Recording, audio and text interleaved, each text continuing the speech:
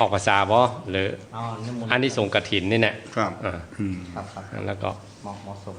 เหมาะสมตามการเนาะ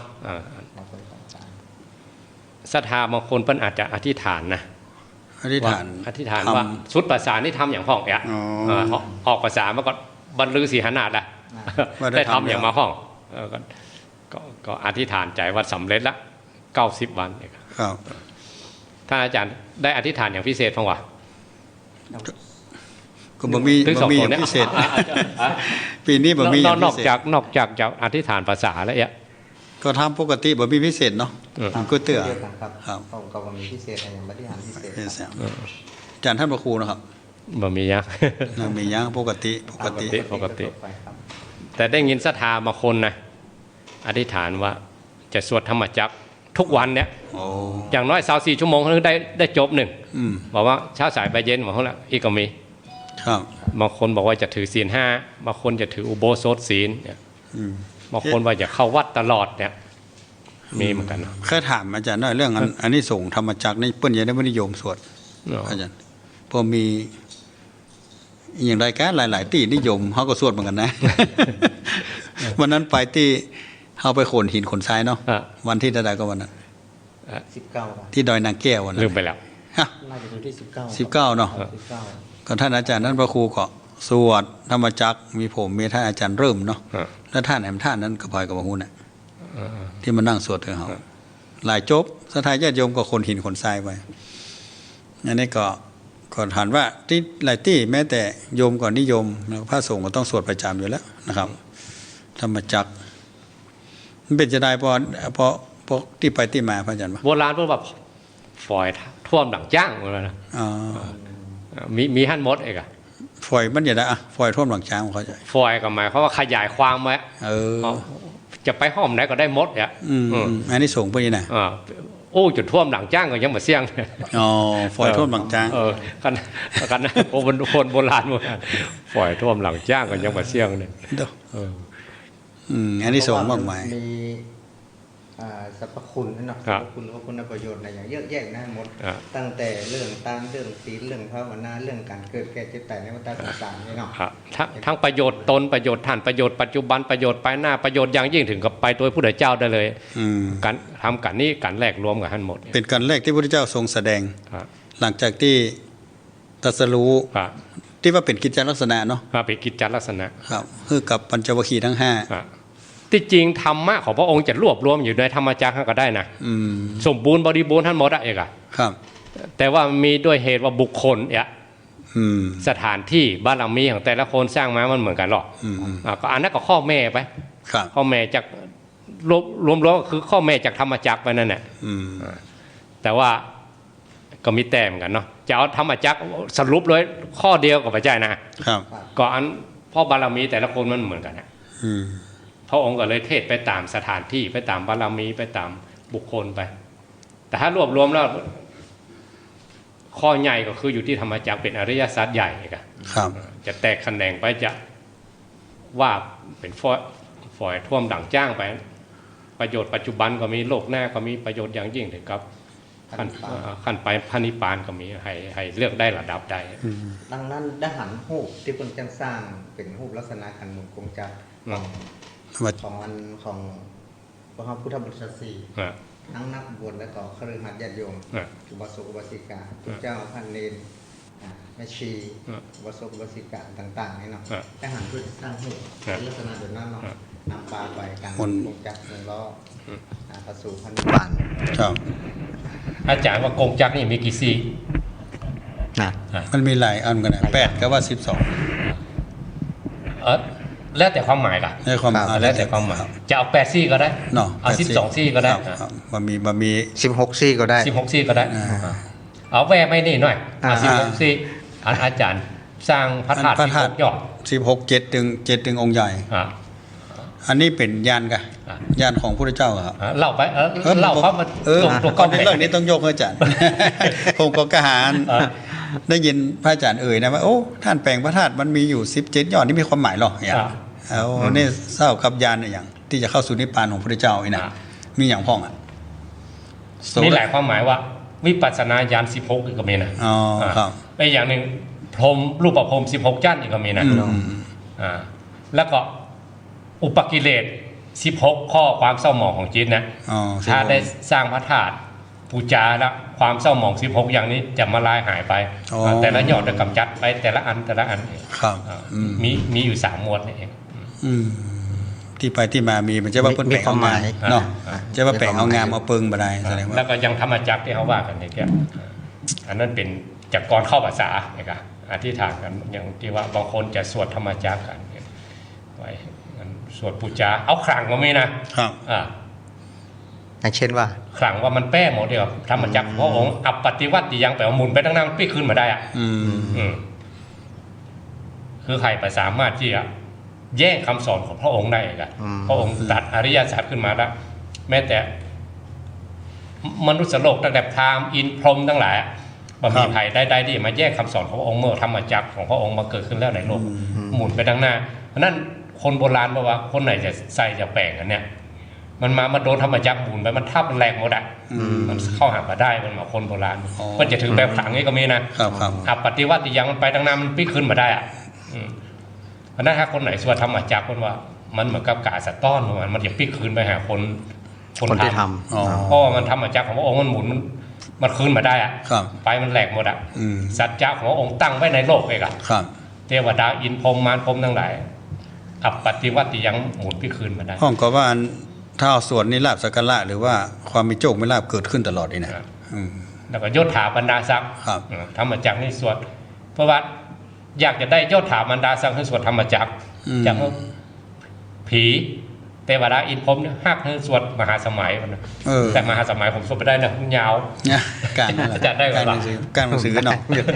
กับบรรลัมได้สวดท่านกรรมจักรมหาสมัยอย่างนี้ตามพิธีการได้กับมีไผสวดเนาะบอกให้มีตู้เจ้าโบราณก็ได้นะครูบาอาจารย์รุ่นเก่าจะสวดนะแต่รุ่นใหม่นี่เพราะโดยที่ว่าเฮาบ่ค่อยได้ใช้ในงานเนาะมันก็เลยบ่ได้สวดแต่ธรรมจักรนี่ใจอยู่ธรรมนิยามมันนี่ใจผมยังนึกถึงตุ้ลุงผมได้ตุ้ลุงแก้วผมจะเป็นนอนเป็นนอนที่หงมันหรอกเจ้ามาเป็นตามเตียนน้อยๆนั่งสวดแงกอาทิตย์อนัตธรรมจักรมหาสมัยเอาหมดถึงเล่มมันอ่ะหม่อนของเพิ่นไปจุดเตียนเล่มนั้นเล่มแล้วเล่มเล่านะครับมันยาวเนาะเราหมกมันละอ่อนอยู่เนาะขี้ข้านเนาะมือตักกับตุ้ลุงอีสวดให้สวดอย่างพระล่ำหยุดมันสวดเก่งมากๆได้หมดอ่ะ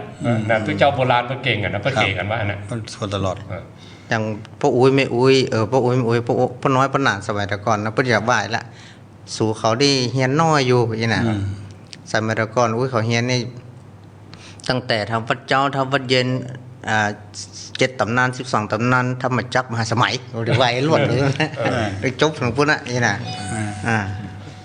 ผมไปแถวเพชรบุรีเพิ่นยังสวดกันอยู่ต้นตำรับเพิ่นว่ามาจากครูบาทองสุขหรือครูบาครูบาสุขเองเนาะหลวงพ่อทองสุขหลวงพ่อสุขวัดตโนดหลวงเนี่ยเป็นเกจิอาจารย์ใหญ่แถวนั้นเนาะอย่างนั้นเพิ่นจะเอาหมดเลยว่าอันนั้นนะครูบาอาจารย์โบราณเพิ่นถึงขลังนะแม่รุ่นเฮานี่มันจะอินทรีย์หรือสติปัญญาหรือความเพียรหรือขันติเฮาอ่อนไปแล้วเนาะสวดกับเตมันได้ก็สวดตัดเอาบางตอนกรณีกับตัดอากาเมตตัญจะเนาะมาสวดเต็มยังเดี๋ยวมีลามไปไกลเนาะอย่างเฮาว่าในภาษาไม่ออกภาษาแล้วเนาะเริ่มต้นจากเข้าภาษาคือสวดธรรมจักรที่พระองค์แสดงได้ออกภาษาเนี่ยอันนี้ส่ง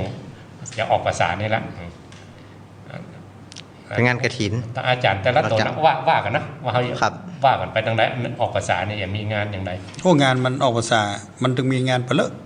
งานอย่างที่มาจะเข้ามานอกก็คือกฐินเนาะ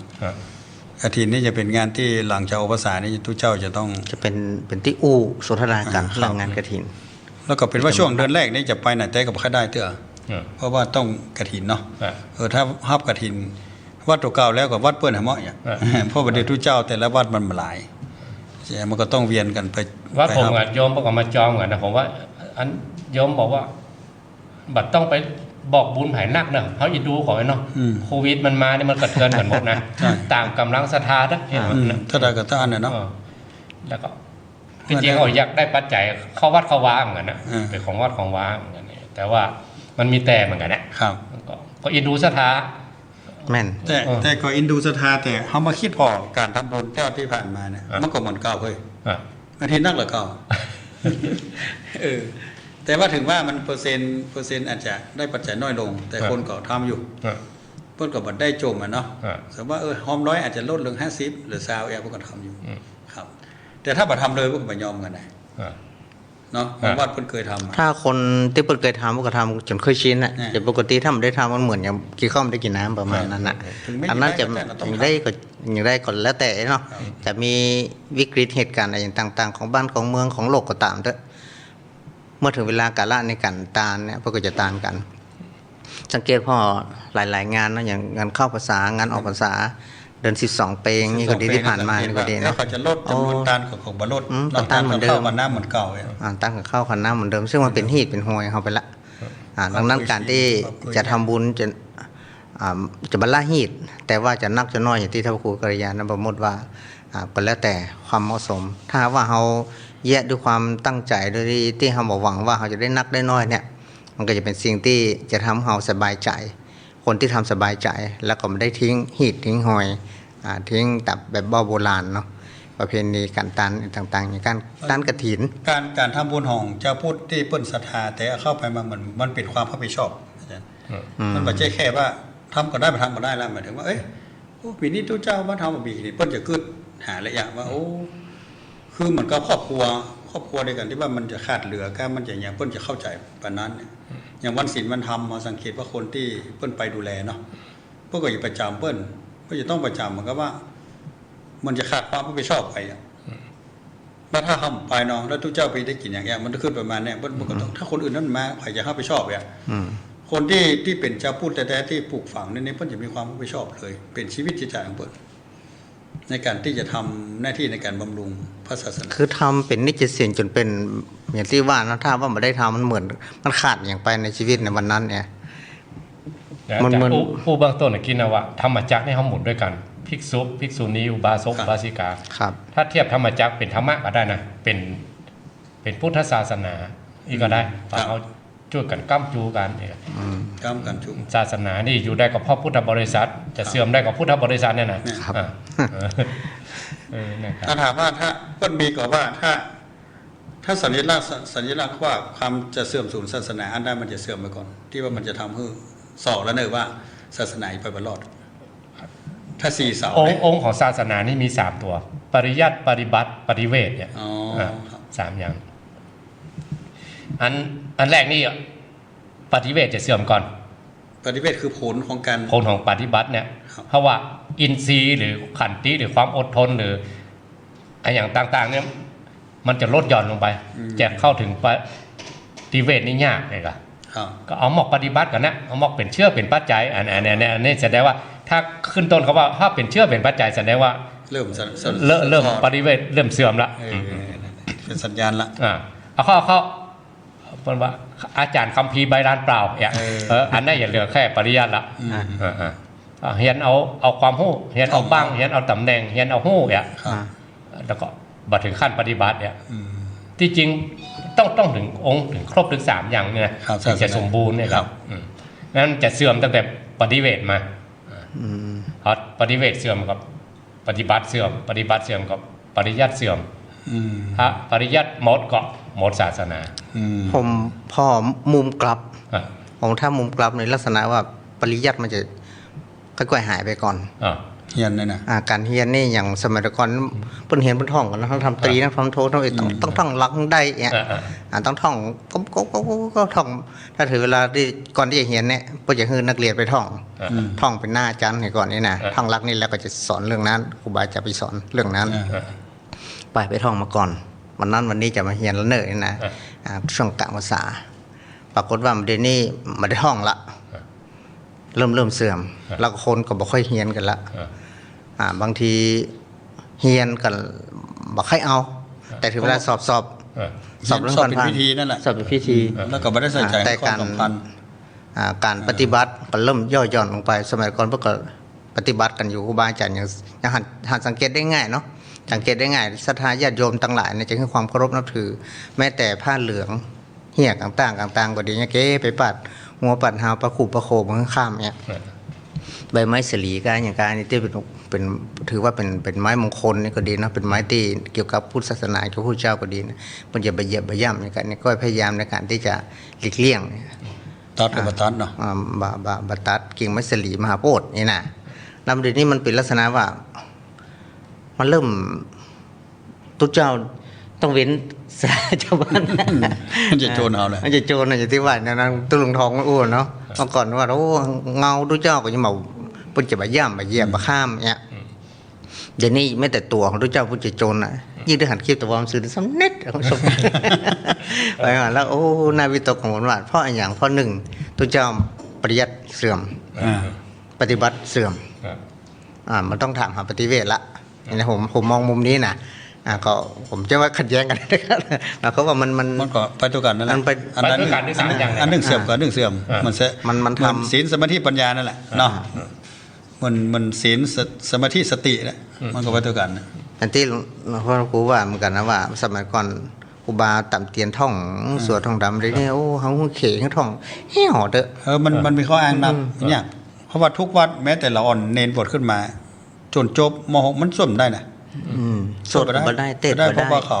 ขามุ่งเขาอ้างเรื่องเรียนปริยัติเห็นเรื่องอันของสามัญไปเนี่ยเขาไม่ได้สนใจไปสอบนักธรรมก่อนอย่าเขาไปคุมสอบอาหารเนี่ยมันไม่ได้ใส่ใจแล้วทนสอบทนทำไหมไม่ได้คือความใส่ใจว่ามันจะเป็นสิ่งที่สำคัญในคืออันนี้แหละคือลักษณะของการว่าปริยัติมันเริ่มเสื่อมปฏิบัติก็เริ่มเสื่อมแล้วก็ผลของการปฏิบัติมันก็ถึงเริ่มได้แต่ว่าการปฏิบัติก็มีอยู่ได้เขาจะได้หันว่าครั้งสมัยแต่ก่อนถึงแม้ว่าจะมีนักมีหลายเนาะอย่างครูบาเจ้าศรีวิชัยก็ดีแล้วก็ลูกศิษย์ลูกหาเยอะแยะไปหมดนี่ก็ดีนะเช่น50-60-70 ปีผ่านมาเนี่ยอย่างปัจจุบันก็มีอยู่ผู้ปฏิบัติก็ยังปฏิบัติอยู่ได้ผลก็ยังมีอยู่อันยิ่งจะหันในโลกโซเชียลต่างๆเนาะมันเปิ้นออกเทปก็ดีออกกันสอนบรรยายแล้วก็เปิ้นไปออกใน YouTube ก็ดีเยอะแยะครูบาอาจารย์ที่เปิ้นปฏิบัติดีปฏิบัติชอบในขณะว่าสอนเหมือนนี่ก็เปิ้นได้เป็นอริยบุคคลน่ะยังเยอะแยะอยู่อันนั้นเขาอย่างว่าตั้งปริยัติเสื่อมไปหาปฏิบัติมหาธิเวศหรือตั้งแต่ปลายมหาต้นมหาปลายอย่างไรก็ไม่จะมันจะโยงหากันได้นะแหละโยงหากันได้อันเดียวกันเนาะอยู่ในหนึ่งเดียวกันอันนี้พูดถึงเรื่องการส้นบนหรือการห้ามการเฮียนก็ดีเนาะแล้วก็สังเกตดูนี่นะอย่างสมมุติว่าอย่างตู้หลวงบอกไปทำวัดนี่เนาะครับถ้าคนที่มันบอกไปนะมันก็อ้างมาขนาดตู้หลวงเนี่ยผมไปเขาก็เปิดออกไปละถ้าคนมันไปนะแต่ถ้าคนมาขึ้นดีเนาะโอ้ตู้หลวงคนมาอยู่เขาต้องไปไอ้ละต้องทำหน้าที่นี่คือได้แทนดีกว่ามันจะเงียบเหมือนไปสวดอันนี้ถ้าตรงกันข้ามกันนะถ้ามันขึ้นที่มาถ้ามันขึ้นที่มันบอกไปนะ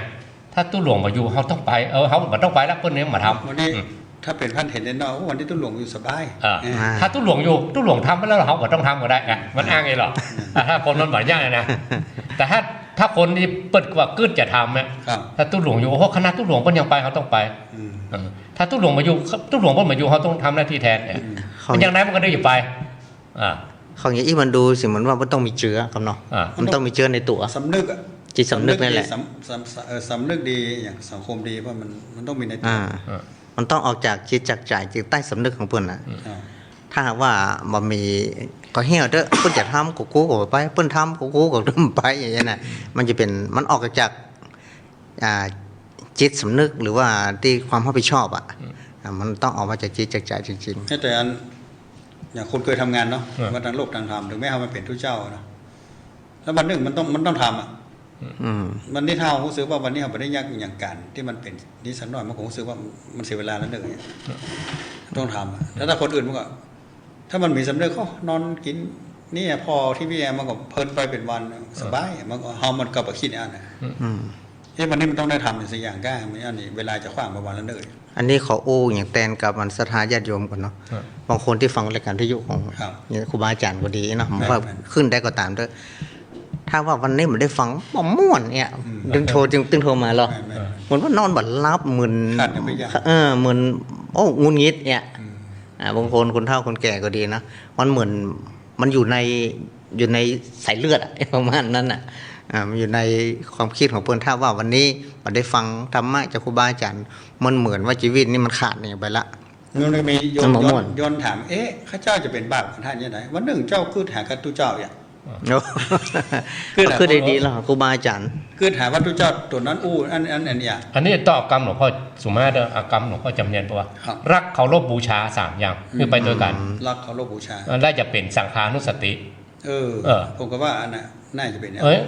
ถูกต้องตามคำสอนของพระพุทธเจ้าไปจะนอกครูหรอก ครับ เป็นอนุสติแล้วลึกถึงคุณของพระสงฆ์พระเจ้าว่ะ อืม แต่ต้องเคารพบูชามันมี3อย่าง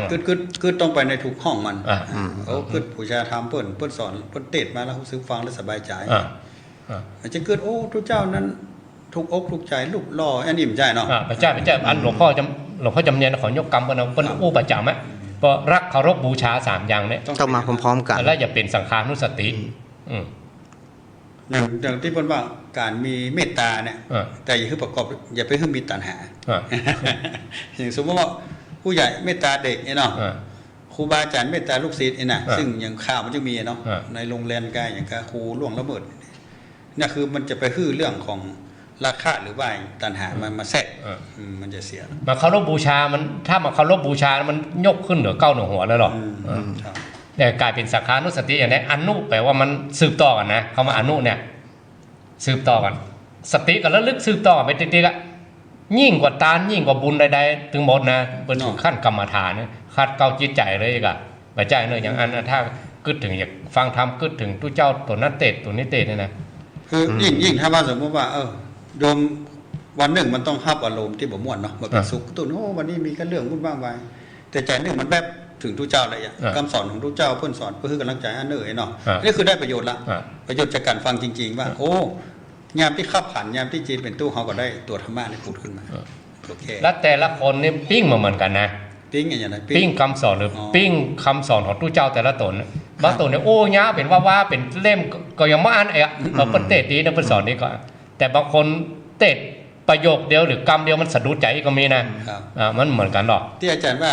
บุญวาสนามันต่อกัน มันต่อกันหรอกเอาบัดต้องหายยกตัวอย่างพระอานนท์เนี่ยนะก็อยู่กับพระพุทธเจ้าแต่ไม่ได้สำเร็จธรรมกับพระพุทธเจ้านะก็หู้มดเข้าใจมดเลื่อมใสสุดๆงอบกายถวายชีวิตก็ได้แต่มรรคญาณมาเกิดว่าเนี่ยเพราะอย่างเพราะองค์ก็บอกนะพระอานนท์มันมีวาสนาเรื่องมรรคญาณกับพระองค์ไงไปไหนเหมือนกับต้นฉบับไปได้สำเนาบ่ไปได้สำเนาไปได้ทำกับพระมันตานิบุตรตทัคคะทั้งนักเทศน์เนาะพระมันตานิบุตรได้เป็นนักเทศน์หรอกจนได้รับการยกย่องของพระพุทธเจ้าว่าเป็นยอดที่สุดละมามีใครเป็นนักเทศน์เจ้าพระปุณณมันตานิบุตรเองเทศที่เปิ้นใส่หูนิสัย ปุณณมันตานีใจคนถูกกันก็บอกเขาแล้วเนาะแต่เปิ้นมีวาสนาต้องกันมาเป็นครูอาจารย์กันมาพอพระอานนท์ฟังได้เลยแต่เหตุใดไปฟังกับผู้ใดเจ้าเฝ้าผู้ใดเจ้าได้นะจะจบว่าให้วันน่ะน้อยใจมีหรอตำรามันว่ามีนะป่าตั้งแต่ยาจกคนขอนะเศรษฐีข้าพอดีเจ้าพญาเจ้าเมืองว่ะต้องผ่านด่านพระอานนท์ก่อนหรอพระอานนท์เปิ้นเป็นเลขาส่วนตัวเนาะ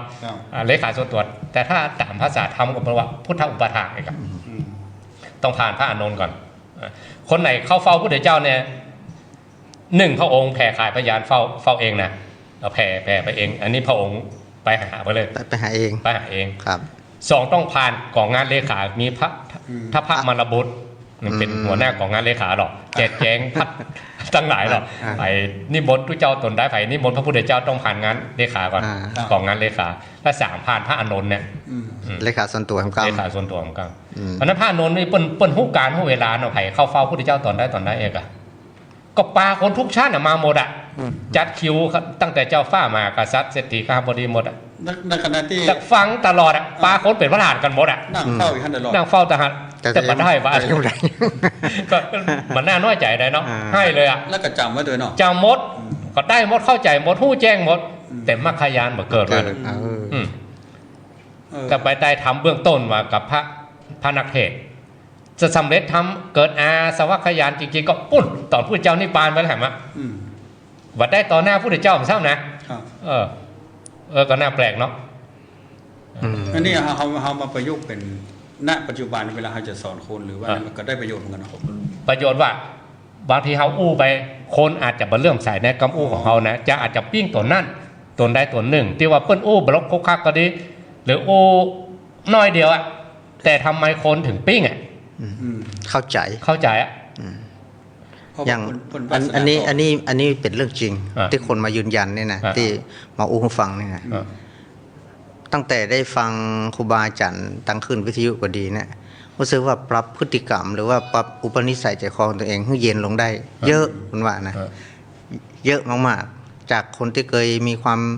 ใจฮ้อนใจหินใจค่อนใจหินใจก๊อตเนี่ย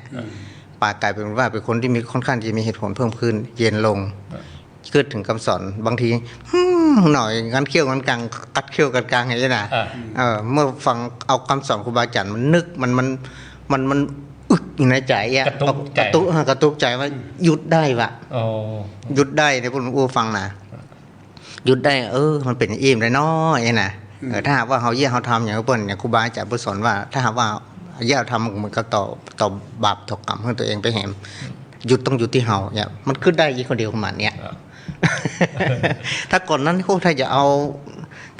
ตาต่อตาฟันต่อฟันจะกันอะไรประมาณนั้นอันนี้แสดงว่าฟังจะได้ประโยชน์เนาะ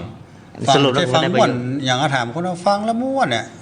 ถ้าม่วนแล้วก็จบตรงนั้นแต่ว่ามันบ่ได้ประโยชน์กับบัดเตี้ยนะแต่ถ้าว่าอยากเวลาตู้ขึ้นมาก็ดีมีเหตุการณ์บ่ดีขึ้นมานึกถึงธรรมะที่เคยได้ยินมามันก็เบรกถูกเขาอันนี้ได้ประโยชน์ละถ้าพูดถึงเรื่องกรรมเขาเรียกว่าอาจินกรรมทำบ่อยๆทำเนืองๆเนี่ยเวลาเกิดเหตุการณ์เฉพาะหน้ามันปุ๊บปั๊บมันตัวนั่นที่เขาเคยสั่งสมมาแล้วมันโผล่ขึ้นมาเพื่อที่จะมาระงับยับยั้งจิตใจที่มันจะทำไปเลยเนาะแม้แต่เขาสังเกตดูแต่ละวัดแต่ละวาโยมที่อุปถากวัดวาอารามเหมือนกันเนาะสังเกตว่าอย่างที่วัดผมเนาะอันตุเจ้าที่เปิ้นมาจำภาษาก็ดีหรือเปิ้นไปมาก็ดีนะศรัทธาที่เลื่อมใสตุเจ้าแต่ละตัวนี่มียังมีตุเจ้าตัวหนึ่งศรัทธาก็เลื่อมใสองค์น่ะชื่อหลวงพี่ปีชาไม่ได้กันก็เริ่มพูดถึงหลวงพี่ปีชาที่เป็นเทคานนั่นน่ะอันนี้ก็มีนะแล้วหลวงพี่โอ๊ตคนอื่นก็ประโจมหาก็มีศรัทธาคนหน้าก็ว่าหลวงพี่โอ๊ตนั้นไม่ได้ก็นึกถึงหลวงพี่โอ๊ตเนี่ยปิ้งไงนะปิ้งไงหลวงพี่นฤมย์เหมือนกันคนอื่นก็ว่าแล้วแฟนมีคนหนึ่งก็เริ่มใส่หลวงพี่นฤมย์นะว่าอย่างทำอย่างมาทุกข์ใจหมดอ่ะก็มีเพราะว่ามีวาสนาต่อกันให้เรามีบุญวาสนาต่อกันมาก่อนก็ตนอื่นไปซิบก็ยังอันอ่ะไม่ได้ตัวหลวงยังมาปิ้งแต่ลูกวัดก็มีเนาะมีเหมือนกันตัวหลวงมันสวกเฮ้ยกันตัวนั้นดีกว่าอีกก็ไม่แน่นะเนาะแล้วก็ยิ่งคนยุคนี้สมัยนี้ค่อนข้างที่จะมีอิสระในการที่จะคิดในการที่จะทำในการที่จะประพฤติปฏิบัติโดยที่ไม่ค่อยฟังไผ่นอนยุคใหม่สมัยมายิ่งเป็นคนที่ไปเรียนเมืองนอกเมืองนามันก็ดีเนาะมันมีคลิปหนึ่งที่ได้พอเหมือนกันนะเป็นลูกของเจ้าของโรงแรมกันเลยอยู่ทางภาคเหนือเขาภาคเหนือตอนล่างเราต้องจังหวัดไหนเนาะอันนี้ก็เหมือนเดียวกันนะบทศรัทธาเรื่องความฮักบทศรัทธาเรื่องความกตัญญูกตเวทีมันต้องอ้วบทศรัทธาเรื่องศาสนาบ่ชอบใครจะมาจวนไปวัดไปว่าไปหยังศาสนาอื่นก็เบาเป็นคนบ่ค่อยมีศาสนาแต่เรียนเก่งเป็นคนที่เรียนเก่งพ่อแม่ไปเรียนที่ไหนส่งไปเรียนโรงเรียนนานาชาติก็ดีจบมัธยมไปเรียนต่อต่างประเทศไปเรียนต่อถึงต่างประเทศจบต่างประเทศจบแล้วจนถึงมาบริหารจัดการโรงแรมของตัวเองยิ่งยุคในปี40 41นี่ครับประมาณนี้นะดังมาเป็นคนใจฮ้อนกินแอลเมื่อวันทำงานเต็มที่เมื่อคืนแอลมั่วเอาใบยมุกเอากูอย่างพ่อแม่ห้ามมาคือไปก็ฟังแต่ว่าเปิดมาในโรงแรมของตัวเองเสร็จเลยเปิดเทคในโรงแรมตัวเองนี่นะถ้าว่าไผ่มาอย่างปาดหน้าหน่อยเดียวนี่ขี่รถปาดหน้าเอาเลยลงเลยลงเลยจัดการเลยเป็นคนที่ค่อนข้างที่จะมุทะลุดุดันแล้วก็ฟังไผ่เชื่อมั่นในตัวเองมีอีโก้ตัวเองสูงมากเชื่อมั่นว่าถ้าว่าเราไปสร้างความเดือดร้อนไผ่ก็ต้องมาต่อแยกับเราถ้าไผ่มาสร้างความเดือดร้อนเราก็ฟังเหมือนกันนะเนี่ยประมาณเนี้ยแล้วสุดท้ายมาลุนมาเป็นไปทำงานที่ในโรงแรมที่พ่อที่แม่เพิ่งจัดสรรให้เนาะปรากฏว่ามีเปิ้นไปไล่ยามคนหนึ่งออกไปไล่ยาม ยำพอใจรปภเนาะรปภออก แล้วก็รปภคนนี้กูกับคนรปภคนนั้นกูจะเอามันเจ็บกว่านี้ อันหนักกว่านี้แต่สุดท้ายปรากฏว่ามีคนผู้จัดการโรงแรมถูกยิงในโรงแรมหน้าโรงแรมถูกตึกเข้าใส่ว่าโดนจ้างวานฆ่าใครเป็นคนวานฆ่าเจ้าของโรงแรมใส่ต้นของตัวเองถึงขนาดนั้นถึงขนาดว่าศาลชั้นต้นก็ดีศาลชั้นอุทธรณ์ก็ดีประหารละตอนนี้เข้าไปอยู่ในคอกในขังปรากฏว่าตอนแรกก็กูถึงมั่นใจในตัวเองกูมีความผิดกูบอกกลัวหยังถึงขนาดนั้นนะก็จะว่าอยู่แรกๆนี่บอกกลัวอย่างสักอย่างอ่ะเพราะว่ามีความผิดมันต้องกลัวอย่างโดนไผ่ไหว้แล้วก็จ้างตุ้มฟังพ่อแม่กูรวยประมาณนี้ถึงช่วยเหลือกูได้นี่นะลงทุนเสี่ยงเงินเสี่ยงทองจ้างทนายจ้างอะไรอย่างสปันปิด10 ล้านว่ะปรากฏว่าอุทธรณ์ก็ยังโดนอยู่จนสุดท้ายกูบ่เชื่ออย่างสักอย่างละมันต้องวิ่งมันต้องเต้นนะพ่อมันต้องวิ่งมันต้องเต้นแม่ก็ต้องวิ่งต้องเต้นนะยอมสิโรราบปรากฏว่าดีกาโป้นมาสอนอยู่ในคอกตอนอยู่ในคอกนั่นเป็นอนุศาสนาจารย์นี่ก็ศาสนาจารย์เขาไปสอนอบรมเนาะปลาพวกที่อยู่ในกรงขย่าวกรงมันต้องมาสอนมันต้องมาสอนว่ะมันต้องมาสวดเพื่ออย่างสวดเพื่อให้สงบเย็นมันทำได้ทุกหลายอย่างเนาะอ่านหนังสือก็สงบได้รู้ขนาดเข้าไปในคอกยังประท้วงอยู่คนมีอีโก้เนาะเยอะมันตัวเก่าไหมสงบได้ที่ใดเนาะผมชอบผมฟังเสียงอีกอะเพราะก่อนหน้านั้นก่อนที่เป็นอันนี้เป็นโอ้โหเรื่องพระเรื่องเจ้าเรื่องอะไรอย่างโทษเป็นคนส่องกองพระนี่ฉันเห็นแหละแต่มันมีความศรัทธาว่าขนาดว่าเขาศรัทธาถึงขนาดนี้เนี่ยเขายังแบบป้นยังถูกทำร้ายยังถูกกันถูกแกล้งกันนะถึงขนาดว่าได้อยู่หั่นตอนแรกนี่ว่าอยู่ผู้ป้นนะแต่ปรากฏว่าถึงอยู่หั่นในหั่น4 ปีปลายคดีความถึงจบแล้วออกมาก็ยังเอาอยู่ยังเอานิสัยอย่างเดิมอยู่นิสัยอย่างเดิมตอนที่ทำงานครั้งแรกอายุ18ตอนนั้นก็อายุ18อยู่กันถึง30 ดีแล้วกันแล้วสุดท้ายอ้ายของเปิ้ลแล้วครอบครัวเนาะอ้ายของเปิ้ลไปเจออาจารย์รูปหนึ่งอาจารย์รูปนี้เป็นคนที่เปิ้ลเริ่มใสนะอ้ายเปิ้ลเริ่มใสแล้วก็มาอู้ว่าเปิ้ลมาเข้ามาแล้วก็เปิ้ลมาปฏิบัติไปบวชไปอย่างประมาณเนี้ยเปิ้ลของอ้ายเปิ้ลเป็นคนไปบวชที่สำนักของอาจารย์รูปนี้อาจารย์รูปนี้ก็ยังบักแก่ที่อายุ40 ปลายนะอายุ40 ปลายอยู่ปรากฏว่าเริ่มใสแล้วก็มาอู้ฟังพ่อคนในครอบครัวของเปิ้ลว่าถ้ามีอย่างดีๆนะจะมาแบ่งปันในครอบครัวกันหมดจะอู้จะแนะจะนำมายอมไปจะสนไม่สนมาเอาสักอย่างสนเอาสักอย่างแล้วก็ทีนี้มันกึศใจอย่างใดก็บอกกึศใจว่าอยากจะทำอย่างบางสิ่งบางอย่างเพื่อที่จะให้เป็นอย่างของพ่อของแม่เพื่อนเองนะความกตัญญูเพื่อนก็มีอยู่กตัญญูเรื่องเคารพนับถืออย่างพ่ออย่างแม่ดูก็มีอยู่ดังนั้นอ้ายเพื่อนก็เลยไปโจรไปถึงทางนั้นทางนี้ไปปฏิบัติ3 วัน 7 วันไปก็ไปทางนั้นทางนี้ก็ลองพออากาศตัวเองก็ลองมาเลิกแล้วหรออย่างนี้รู้สึกอย่างก็ลองมาเยอะแล้วหรอก็ลองพอพออย่างตายกันละตายเอากะแค่ปะนี่แค่ปะเขาตึมเอาเนี่ยเขาตึมเอาเสียอย่างมันอยู่ที่ใจฮะเนี่ยประมาณนี้เองเนาะขี่รถไปพร้อมกันเล่าติดก้นรถไปปฏิบัติธรรมก็ว่าจะไปปฏิบัติธรรม7 วันถ้า7 วันกูออกมาแล้วหรือว่าบอกครบ7 วันก็บอกว่ากูจะฉลองกูเต็มที่ไอ้นะกูชนะเนี่ยหมายความว่ามันไฟแบบสามารถที่จะห้ามใจกูได้ประมาณนี้ปรากฏว่าไปนั่งคุยกับอาจารย์พุ่มจะเตะแบบ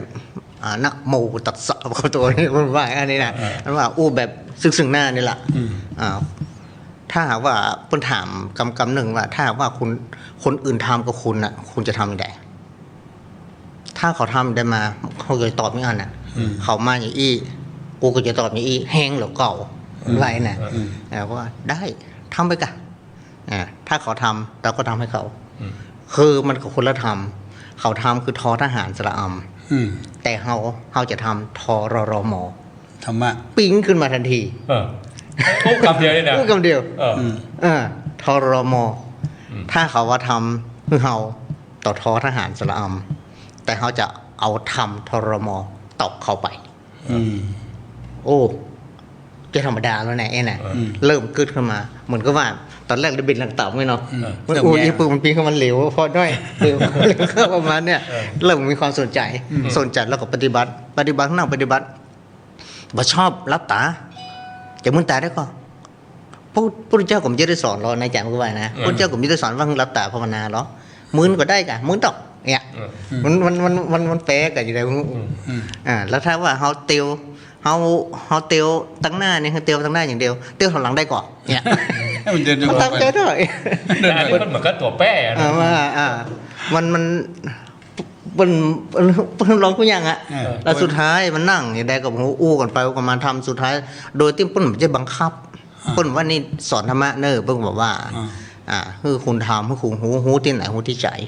ทุกสิ่งทุกอย่างหูที่ใจก็พอทุกสิ่งเสียงพอที่ลมหายใจคุณจะลมหายใจเข้าหายใจออกคุณมันต้องไปบอกเป็นอย่างเป็นแบบเป็นแผนมันต้องความในหูอันนี้หมายความว่าเริ่มจะเข้าใจเริ่มมันถูกจริตนะเนาะถูกจริตคนแหงมาก็แหงแต่แหงยังมีเหตุผลเนี่ยแหงยังมีเหตุผลผู้ฟังแล้วก็เชื่อเนี่ยคนจบสูงมันบางสิ่งบางอย่างมันอีโก้มันสูงมันต้องเจออย่างลักษณะนี้มีความศรัทธาเอาเขาปฏิบัตินั่งปฏิบัติโดยที่บ่าลูกบ่ายอ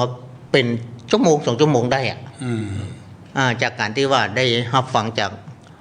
ข้อปฏิบัติของพระอาจารย์เนาะก็เดินอย่างเองก็เดินทุกไปที่ใส่ใจของหูอยู่ที่ใจของตัวเองก็แล้วกันเนี่ยโอ้มันเป็นอย่างที่คนยุคนี้สมัยนี้จากการที่ว่าหลังจากที่ปฏิบัติครบ7 วันปุ๊บปิกมาบ้านตอนที่นั่ง2 ชั่วโมงตอนนั้นกึดถึงพ่อกึดถึงแม่กึดอะไรอย่างต่างๆมันกึดขึ้นมันออกขึ้นมาหัวเดินเองเนี่ยนั่นหันภาพของอาจารย์เพิ่นตัดเล็บตัดอะไรอย่างแม่เพิ่นไปบีบไปนวดตอนที่เป็นยังคนบ้านนี่เนาะอาจารย์คงจะอู้ฟังทุกสิ่งทุกอย่างนั่นแหละนึกถึงแม่น้ำตาไหลวะตอนปฏิบัตินั่นนะเฮาได้เยี่ยเฮาได้ทำเฮาเป็นลูกอย่างใดไอ้น่ะถึงเวลาครบ7 วันมันได้สติได้อย่างหูขึ้นมาเราไปเข้าไปหวานไปกอดไปหวานแม่ขอโทษแม่ไปกราบแม่ว่าลูกได้ลูกคนดีมาแล้วได้ลูกคนได้ลูกคนใหม่มาแล้วเนี่ยตั้งท่านมาก็นิมนต์อาจารย์มาที่บ้านห้องพี่น้องครอบครัวมาฟังธรรมอาจารย์สุดตรงกันสุดท้ายก็สุดตรงเลยนะห้องมาหมดคนใจห้องมาหมดแล้วที่เห็นสุดท้ายตัวมีความเริ่มใส่สถานขนาดว่าที่เขามีที่หนึ่งเป็นสถานปฏิบัติธรรมใครจะมาปฏิบัติธรรมมาเพื่ออาจารย์เพื่อกินฟรีอยู่ฟรีใครจะมาปะเตอะแล้วการปฏิบัติของเปิ้ลก็ดีขึ้นเศรษฐกิจจากที่มันจะขี้ล้มแรงของเปิ้ลดีขึ้นมาเรื่อยเดี๋ยวนี้เชื่อยิ่งกว่าเชื่อมันนะเชื่อเรื่องกรรมเรื่องเวรเรื่องศาสนาเนี่ยเมื่อก่อนมาเอาอีกสักอย่างเนี่ยอันนี้คือการลักษณะว่ามันเจอคนปิ้งเนาะมันบางทีมันแปรกันตัวแปรมีบุญวาสนาพุ่นต่อกันนายจันไว้ได้ลักษณะแบบนี้เขาก็อู้ข้าวๆนะมาพูดถึงหมดแหละจริงๆเรื่องนี้กับมันเล่าก่อนฟังมันก็ได้เพราะว่าบางทีในสังคมทุกวันนี้มันมีคนลึกเปิ้นอาจจะเจอดีเตื้อเนาะหรือว่าตัวแปรบ่มีวาระกรรมเปิ้นบ่เปิดบางทีบางอย่างนั้นช่วงระยะเวลาที่เปิ้นมาถึงคือต้องชดใช้กรรมบดีให้ก่อนทั้งครอบครัวเองก็ต้องชดใช้ด้วยกันพ่อแม่ก็ต้องทุกข์ใจไว้ก่อนเนี่ยเปิ้นเองก็ทุกข์แต่วันหนึ่งบันไดพอกรรมนั้นมันเริ่มบุกบางลงมันก็จะเปิดช่องให้เพิ่นได้ตอนโอมันข้ามไปน้อยนึงข้ามช็อตไปหน่อยนึงอันนี้เป็นที่ประทับใจมากว่าความฮักของพ่อของแม่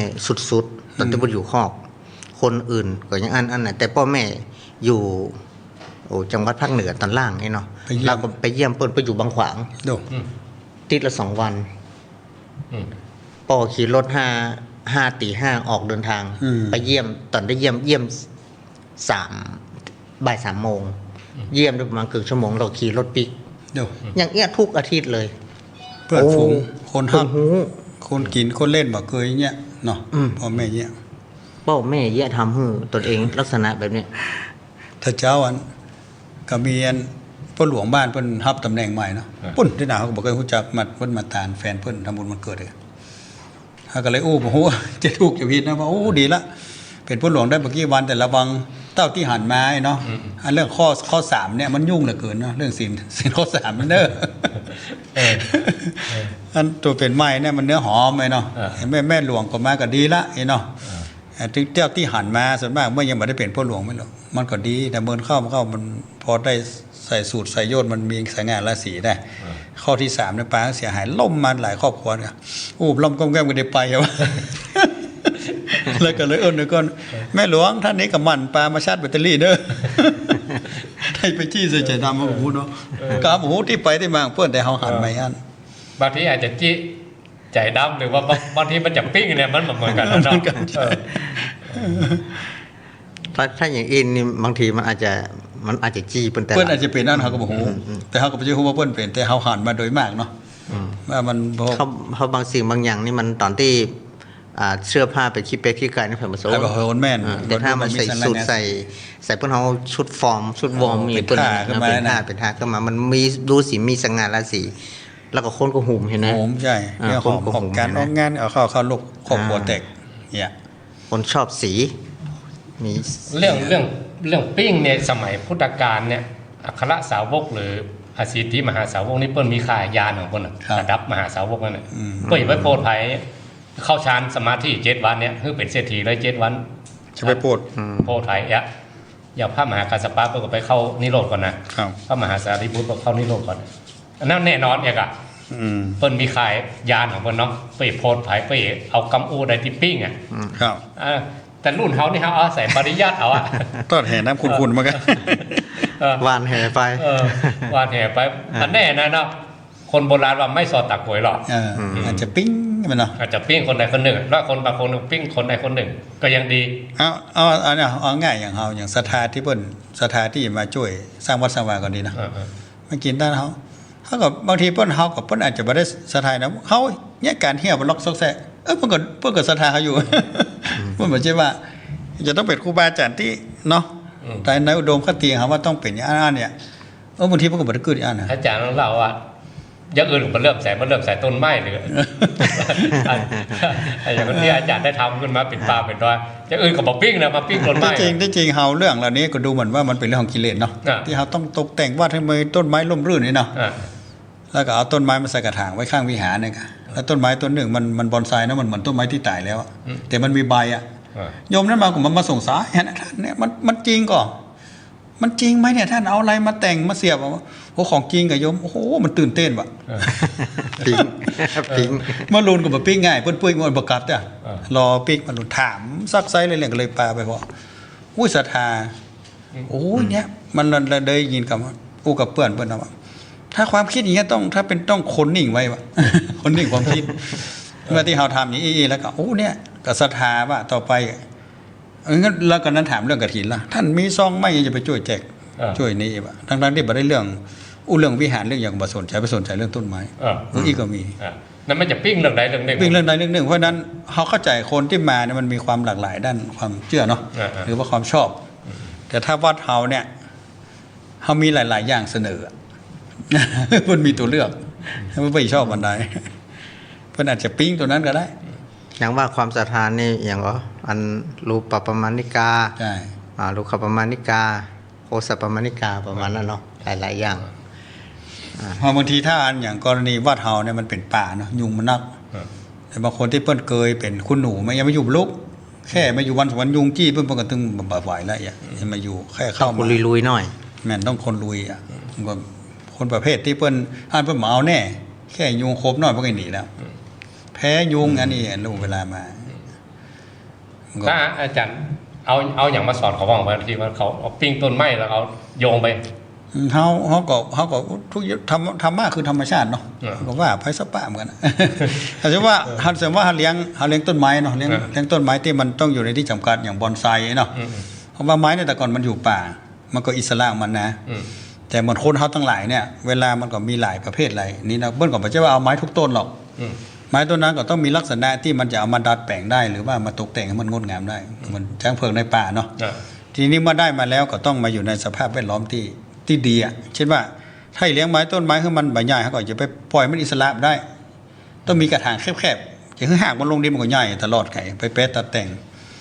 เพื่อนก็เลยต้องจำกัดน้ำจำกัดปุ๋ยเองอะแล้วคอยตกแต่งมันก็จะเป็นต้นไม้ที่ทรงค่าขึ้นมายิ่งเมินก็ยิ่งทรงค่าไม่ก็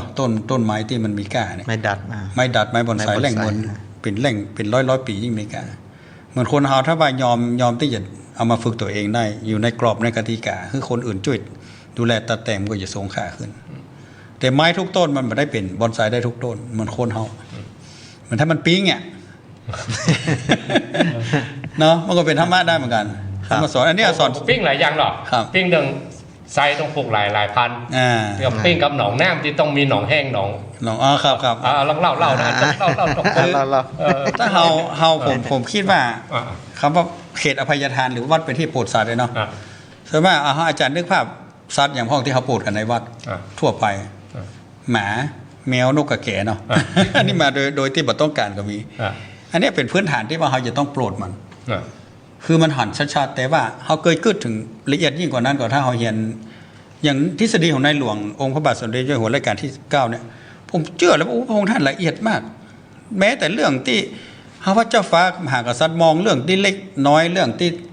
กับดินกับหญ้าขึ้นมาได้แม้แต่ปวกไส้เดือนไล่ไปแผ่จุลินทรีย์ในดินมันจะแค่ปวกไส้เดือนน่ะใช่ไหมที่ว่าจุลินทรีย์อย่างที่มันจะมีผลอยู่ในธรรมชาตินั้นที่มันจะเกื้อกูลเนี่ยทีนี้ถ้าวัดเราเองเนี่ยวัดเนี่ยมันเป็นเขตอภัยทานหรอเขาสามารถทำได้เต็มที่1เขาเพื่อใจสารเคมีก็ได้หรือเขาเพื่อคนรบกวนก็ได้อะถ้าสิ่งเหล่านี้ถ้าวัดเป็นตัวแทนในการทำเนี่ยมันจะทำได้ดีกว่าคนข้างนอกถ้าไปทำองค์กรอย่างรัฐบาลหน่วยงานของภาครัฐเนี่ยนโยบายผู้นำคนมันก็เปลี่ยนครับคนนั้นปลุกคนนั้นจะลื้อผู้นำเปลี่ยนผู้นำใช่แต่เขาเองสมมติว่าเป็นตัวหลวงตัวหนึ่งถ้าเขามีนโยบายเนาะเจ๊นะเขามาตายป่ะให้มาเปลี่ยนความคิดเขาเพราะนั้นถ้าเราเกื้อกูลธรรมชาติเราไล่ตั้งแต่ว่าระบบนิเวศตั้งแต่จุลินทรีย์ในดินขึ้นจนถึงหมาแมวได้อาหารเนี่ยเขาโปรดมันได้ก่อนส่วนเขาไปอยู่ตรงนั้นเมื่อก่อนเนี่ยมันเป็นให้เป็นส่วนเป็นนี้ก็นี้มันต้องกอยลบกอยเหล็กพวกจะก่อจุ่มก็ไม่ได้เนาะมดจะแปลงห้างก็ไม่ได้อะแต่พอเขาเข้าไปอยู่อาศัยบารมีเขตอภัยทานสิ่งเหล่านี้กำงอกเงยจะขยายพันธุ์ก็ได้แพร่ถึงว่าบางทีเขาอยู่อย่างนั้นถ้าอยู่กับธรรมชาติจริงๆเขารู้สึกว่าวันนึงอาจจะมีคนเข้ามาวัดก็ไปเป็นอย่างแต่สัตว์เหล่านี้มันกี่ร้อยกี่ล้านชีวิตถึงแม้มันจะเป็นสัตว์เดรัจฉานอย่างก็จ้างเนาะแต่มันก็เป็น1ชีวิตที่ได้เปิ่งบารมีเขามันจะกี่ล้านชีวิตที่ได้ประโยชน์จากความคิดอุดมการณ์ของเขาเพราะนั้นสิ่งเหล่านี้แต่ทุกวันนี้เขาจะอวดกันว่าวัดนั้นอย่างนี่แต่มาที่เขาแต่ถ้าว่าวัดที่พอจะทำได้และทฤษฎีของในหลวงเนี่ยของพระเสด็จพระราชการที่9ที่ผ่านมาอย่างอาจารย์ที่ว่าโคกหนองนาโมเดลเนาะมันมีตั้งแต่เดี๋ยวต้องให้อาจารย์อู้ต่อว่ามันมีกี่อย่างที่คนไปทำนะเดี๋ยวอันจะหมดเวลาของสถานีพ่อลุงดมพ่อลุงหนานจะหมดเวลา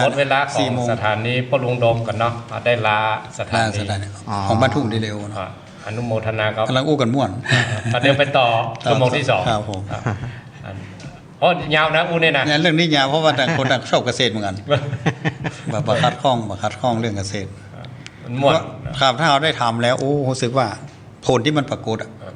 แล้วธรรมชาติที่เราฟื้นฟูมันยิ่งเมือนมันยิ่งน่าภาคภูมิใจแล้วก็ได้ผลเราจะอาจารย์ปลูกต้นไม้ต้นหนึ่งเนาะปีนี้มันยังมาหน่วยปีแล้วมันยังมาหน่วยปีนี้หน่วยแล้วนกได้กินเต็มเนี่ยนกเอี้ยโก้งมันเก่งนะมันเต็มนกใจกว้างมันหน่วยต้นไม้การลูกชายมันออกหน่วยมันห้องลูกเล็กเดี๋ยวงูมาละนกบอกพอดกันนกอาจารย์สังเกตว่าอันไหนมันห้องมันเลยครับโอ้โหเขาเดาเอานะมั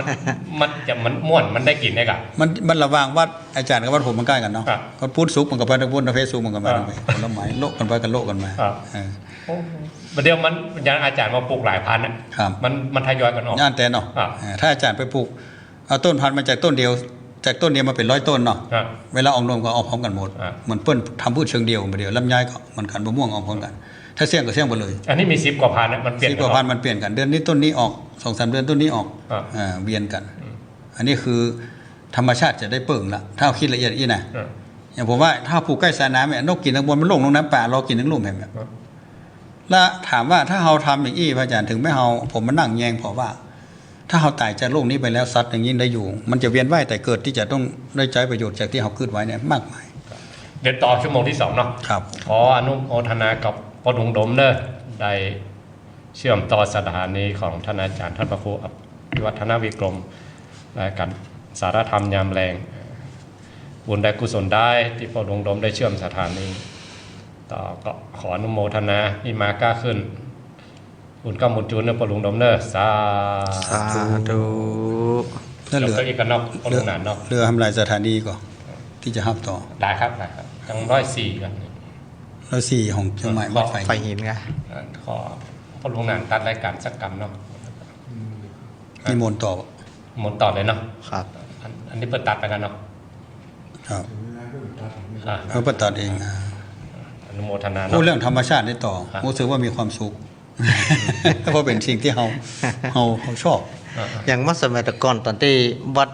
นี่ผมก็นักขออู้ ครับ ธรรมชาติเหมือนกัน ได้ จากที่วัดที่แห้งที่แรงเหมือนกันนะถ้ากลางภาษาสังเกตพอมันมีลานตอนเดือนเจ็ดนะพวกจะมีกล่องทรายเอามากล่องทรายอันปีใหม่อ่ะ อันนี้เมื่อ ที่ นะ ตั้งตู้ กี่ปีมาละ โอ้ยเป็น30 กว่าปี โอ้ย มัน แล้ว ตั้งแต่เป็น เข้า พัน ศูนย์ นะ เข้าศูนย์น่ะถ้าสมัยพูดเนี่ยนะครับ ชอบของขม ยังไงชม ต้องมี4อย่าง ครับ ชอบของขมสมสาวสวยโรยของเกาเล่าความหลัง ถ้าเกิน พัก ถ้าเกิน อ้วน สาม กับพักพิเศษกับพักพิเลงนะท่านลำนี่ใส่วันเท่าละ เท่าแล้ว ฝัก สม แก้ สาว ว สวยเนี่ยเป็นคนเท่าต่างหากกลับหรอกอันต่อแต่นะอีน้อยนี่งามหน่อยนะคนเท่าด้านั่นนึกเหมือนเจ็บอ่ะนะ เอ้า คนเท่ามัน สมหวัง ต่าง นะ หากกลับแล้วโรยของเก่านี่ชอบสะสมนะของอะไรของเก่าเก็บหมด อันนี้เข้า เสี่ยวอันนั้นก็เก็บนะ ถูกเสีย เล็กโกนมาได้ก็ไปงัดเอานะมาตุ๊บเงี้ยนะ นังยืดกับเก็บอีก เอาวะละคนเท่าน่ะ เล่าความหลังสมัยพูดนะอันนั้น อันนี้ถ้าเกินนี่30 ปีแสดงว่าหมื่นอ่ะ หมื่นละ ถ้ามา2-3 ปีนี่ ถ้าละออนไม่ขึ้นถึงอนาคตหรอก แม่ อีสร้างหันสร้างนี่ โอ้นี่ถ้า30 ปีนี่แสดงว่าเข้าข่ายเลย เดี๋ยวอย่ากระเทือนซวงเอาละ30 ปีสมัยก่อน เมื่อ30 ปีก่อนเนาะมันวัดมันก็จะเป็นวัดที่แบบธรรมดาวัดมันนอกนี่แหละพูดง่าย เป็น ๆเนาะ อันส่วนมากอ่ะ ครับ ครับ มันขี้โขขี้เหยื่อกับย่างกับโลกลุงลัง มันจะมีหอมที่เป่งๆที่เป็นเอาจิต เป็นของ เอาแป่งจิตดีไซน์ของกลางวัดนะเนาะ หอมว่าขวบ แล้ว เนาะ ของกลางวัด แก้ว ของวัด แล้วก็กองจิตดีไซน์ตรงเนี้ยป้อมมาได้ไปใช้ที่ไหนมันก็เป็นกองเล่นละอ่อนมาเล่นพ่องกายอย่างกันมันเหื่อหายยายาบตรงนั้นพ่องแล้วถึงเวลากลางภาษาฟังน้ำฟังธรรมในศาลามันอยู่ใกล้ๆกับศาลาตัวขี้ฝุ่นมันปิวเข้าศาลาขี้ทรายกันอย่างกันมันปิวเข้าศาลามันก็อากาศแล้วก็ร้อนตัวคือใจว่าปรับข่วงเนี่ยมันเป็นลานหญ้าเอาต้นไม้มาปลูกเริ่มแรกแต่นะ เริ่มแรก แรก เริ่มฮักกันได้น่ะ มันไม่ใช่ความฮัก แต่ต้องการให้มัน แก้ปัญหา ฝุ่น ครับ แล้วก็ตั้งหน้าวัดกุฏิหลังเก่าเนี่ยมันอยู่ใกล้ๆถนน ครับ ยามแรงมาโลดผ่านไปผ่านมามันฝุ่นมันก็นักโดย แล้วก็เสียงมันก็ดัง ก็เลยเอาต้นไม้มาปลูกเรียบที่ถนนนี่นะตั้งหน้าในวัดนั่นก็เริ่มปลูกต้นไม้ปลูกเฉยๆมันก็ดูสีมันมีศิลปะอีน้องดูนะก็เลยคือคนทุกคนมาจัดสวน เจอมาจี้มาแจงมาบอกมาก็ปลูกอะไรอย่างพ่องอันใดที่มันเพี้ยวง่ายปาล์มเลยมากตระกูลมากเนี่ยเนาะตระกูลมากตระกูลปาล์มมันมาพอค่อยมีใบโหลดนักก็เอามาปลูกเสร็จแล้วก็รู้สึกว่าตั้งลูกมันยังโล่งๆอยู่ก็เลยเอาหญ้ามาปลูกเป็นตังเตียวนั่นก็ปลูกตัวหนอนเนี่ยประมาณเนี้ยมันร่มรื่นมามันเริ่มขยับตั้งนี้ก็ปลูกแล้วตั้งนี้ดิสิลงใครมาปลูกละลามละ เป็นปอยเป็นลามละ มันลาม มันรู้ซื้อตีเพิ่มแฮม มันลามเอาไปประมาณนี้มันล่มลื่นถึงขนาดว่ามันเริ่มเมาแล้วตอนนั้นน่ะ เมาความม่วนความธรรมชาติ มันม่วนธรรมชาติ ใช่ มันหันแล้วมันม่วนธรรมชาติอะไรอย่างแล้วถึงขนาดว่าการคำเตียงเนี่ยมันก็ได้กระโจนไปจนไปถ้าทามีไหนต้นไม้ที่ไหนบ่อย่างเอาหมดไปถึงสันปะตองหางดงเป็นหือเอาหมดไปคูดเอาปลาสะทานกับไปขำแรงไงก็จ้างโคนกันไปเอาทีนี้มาปลูกเรียบร้อยมันก็ดีละมันมาปอละคราวนี้เริ่มจะลามไปถึงคำเตี้ยงแหละ การคำเตี้ยงแหละเอาไปซื้อต้นไม้ต้นปลูกมาปลูกอย่างเงี้ยมาปลูกอะไรที่ชอบเริ่มจะรู้ว่าต้นไม้มี กล้า มีหลากหลาย ใช่ ทั้งไม้ในพุทธประวัติ ไม้สมุนไพรไม้หายาก ไม้หอม ไม้ในวรรณคดี ครับ อย่างต่างๆนานามันเริ่มหลากหลายขึ้นเอาเฮียนหูอย่างต่างๆโอ้มีคุณประโยชน์นัก อันนี้ก็มีคุณ อันนี้ก็มีคุณถ้าต้องการจะเป็นแหล่งศึกษาแล้วเริ่มจะคิดว่าเพื่อแผงคนอื่นในหัวรักษาด้วยมันเริ่มมาปลูกสะสมมันมาจะมาเพื่อเดียวเนาะมีสตังค์เล็กๆน้อยก็เข้าไปกับคำเตี้ยง ไม่กล้าจนว่าไม่กล้าจนว่าไอ้ท่านเขาซื้อต้นไม้ไปปลูกถ้าท่านเขาซิกในเงี้ยได้ปะ แต่ก็น่าสถาบางทีสถาก็อ้วก็ เหมือนเอาเงินไปขว้างท่านเนี่ย เอาเงินไปขว้างใช่ตรงนี้ เพิ่นพอแบบคนบ้านคิด ยังมาปลูกลำไย มัน ลำไยมันเป็นราคาหรอ ชาวบ้านในก็เรื่องเศรษฐกิจกำไรขาดทุนเนี่ย กำไรขาดทุนแต่พวกเขาสะดุดใจเลยโอ้คนขึ้นในอันกายเขาปลูกหั่นมันก็มีหั่นกายอ่ะเขาจากไปมันก็มีหั่นรอเขาขึ้นแบบนี้แต่เพิ่นขึ้นบอกว่าโอ้ท่านเอาเงินไปลงตรงนั้นล่ะถ้าท่านไปอยู่น้อยอ่ะท่านก็โจมตรงนั้นเลยมันคิดอันนั้น แล้วก็ทีนี้สถาบางคนถึงขนาดว่าสู่เขาอู้ได้ก็อู้ฟังเตอร์ ห้ามตู้หลวงห้อง ต้นหลวงจะไปปลูกต้นไม้ซื้อต้นไม้ก็หากว่าสตางค์ไปซื้อลงต้นไม้เนี่ยซื้อรถได้ไปก่อนปุ๊บอู้กับคนเห็นแล้วอู้กับคนมา ที่จริงมันถ้าโอตามจริงๆนะครับ อารามะหรืออารามเมเนี่ยต้องถามอาจารย์มหาวันอารามแปลว่าร่มรื่นด้วยต้นไม้นะ ใช่ แต่พระองค์ก็ยกย่องเลยนะ อ้าว มีเทวดาไปถามพระพุทธองค์ ครับ วณโรปาสูตร ครับ ว่าอย่างไรคือได้บุญถึงวันเมื่อคืนอันนี้ไปเจ้าพิรักในเขาอ้วนเรื่องต้นไม้ เขียนที่ไม่ห้วยเลยหรอ ครับ พระองค์บอกว่าปลูกต้นไม้เป็น ปลูก ตา ต้ ล นไม้สร้างสะพานสร้างศาลาที่พักสร้างบ่อน้ำ ที่อย่างที่สาธารณชน ครับ ใช้อีกเนาะ ถนนครับ เมื่อเด็ดที่คนหลายได้ใช้ถ้าคนมาแจ้ปุ๊บเนี่ยบุญนี่ไหลไปหาคนที่สร้างเลยนะ ทุกครั้งที่คนและสัตว์ได้ใช้ อ่า สัตว์ด้วยนะ สร้างพุทธรูปเนี่ยเหมือนกัน คนมากราบมาไหว้เกินพุทธานุสติเนี่ย ครับ เป็นบุญของเขา โอ้ยเข้าล็อกหมันกันนะ อ่า พระก็ชอบแปลง เออ พระพุทธรูปก็ชอบแปลง ที่สาธารณชนอันนี้เขาอ้วนนี่มันแบบพิรักษ์อะ แบบพิษ มีเทวดาเลยนะ ครับ เทวดามาถามพุทธเจ้าในวณโรปาสูตร ครับ มีหลักฐานแน่นอน ผมก็เลยเขียนเป็นนั้นแผ่นนิติดไว้ที่ในห้วยเวลาปลายโยมไปพอกันเนี่ยในอ่านวันเนี่ยตู้บัตรทำนอกกรอบนะเพราะมีในพระไตรปิฎก อาจารย์ไปค้นมาแล้วเนาะ ครับ วณโรปาสูตรนะ ลงทุนเขียน อันนี้ติดไว้เลย เออ ติดในห้วยเลยบอกว่า ที่ทำนี่คือมันเป็นการไม่ได้ทำนอกจาก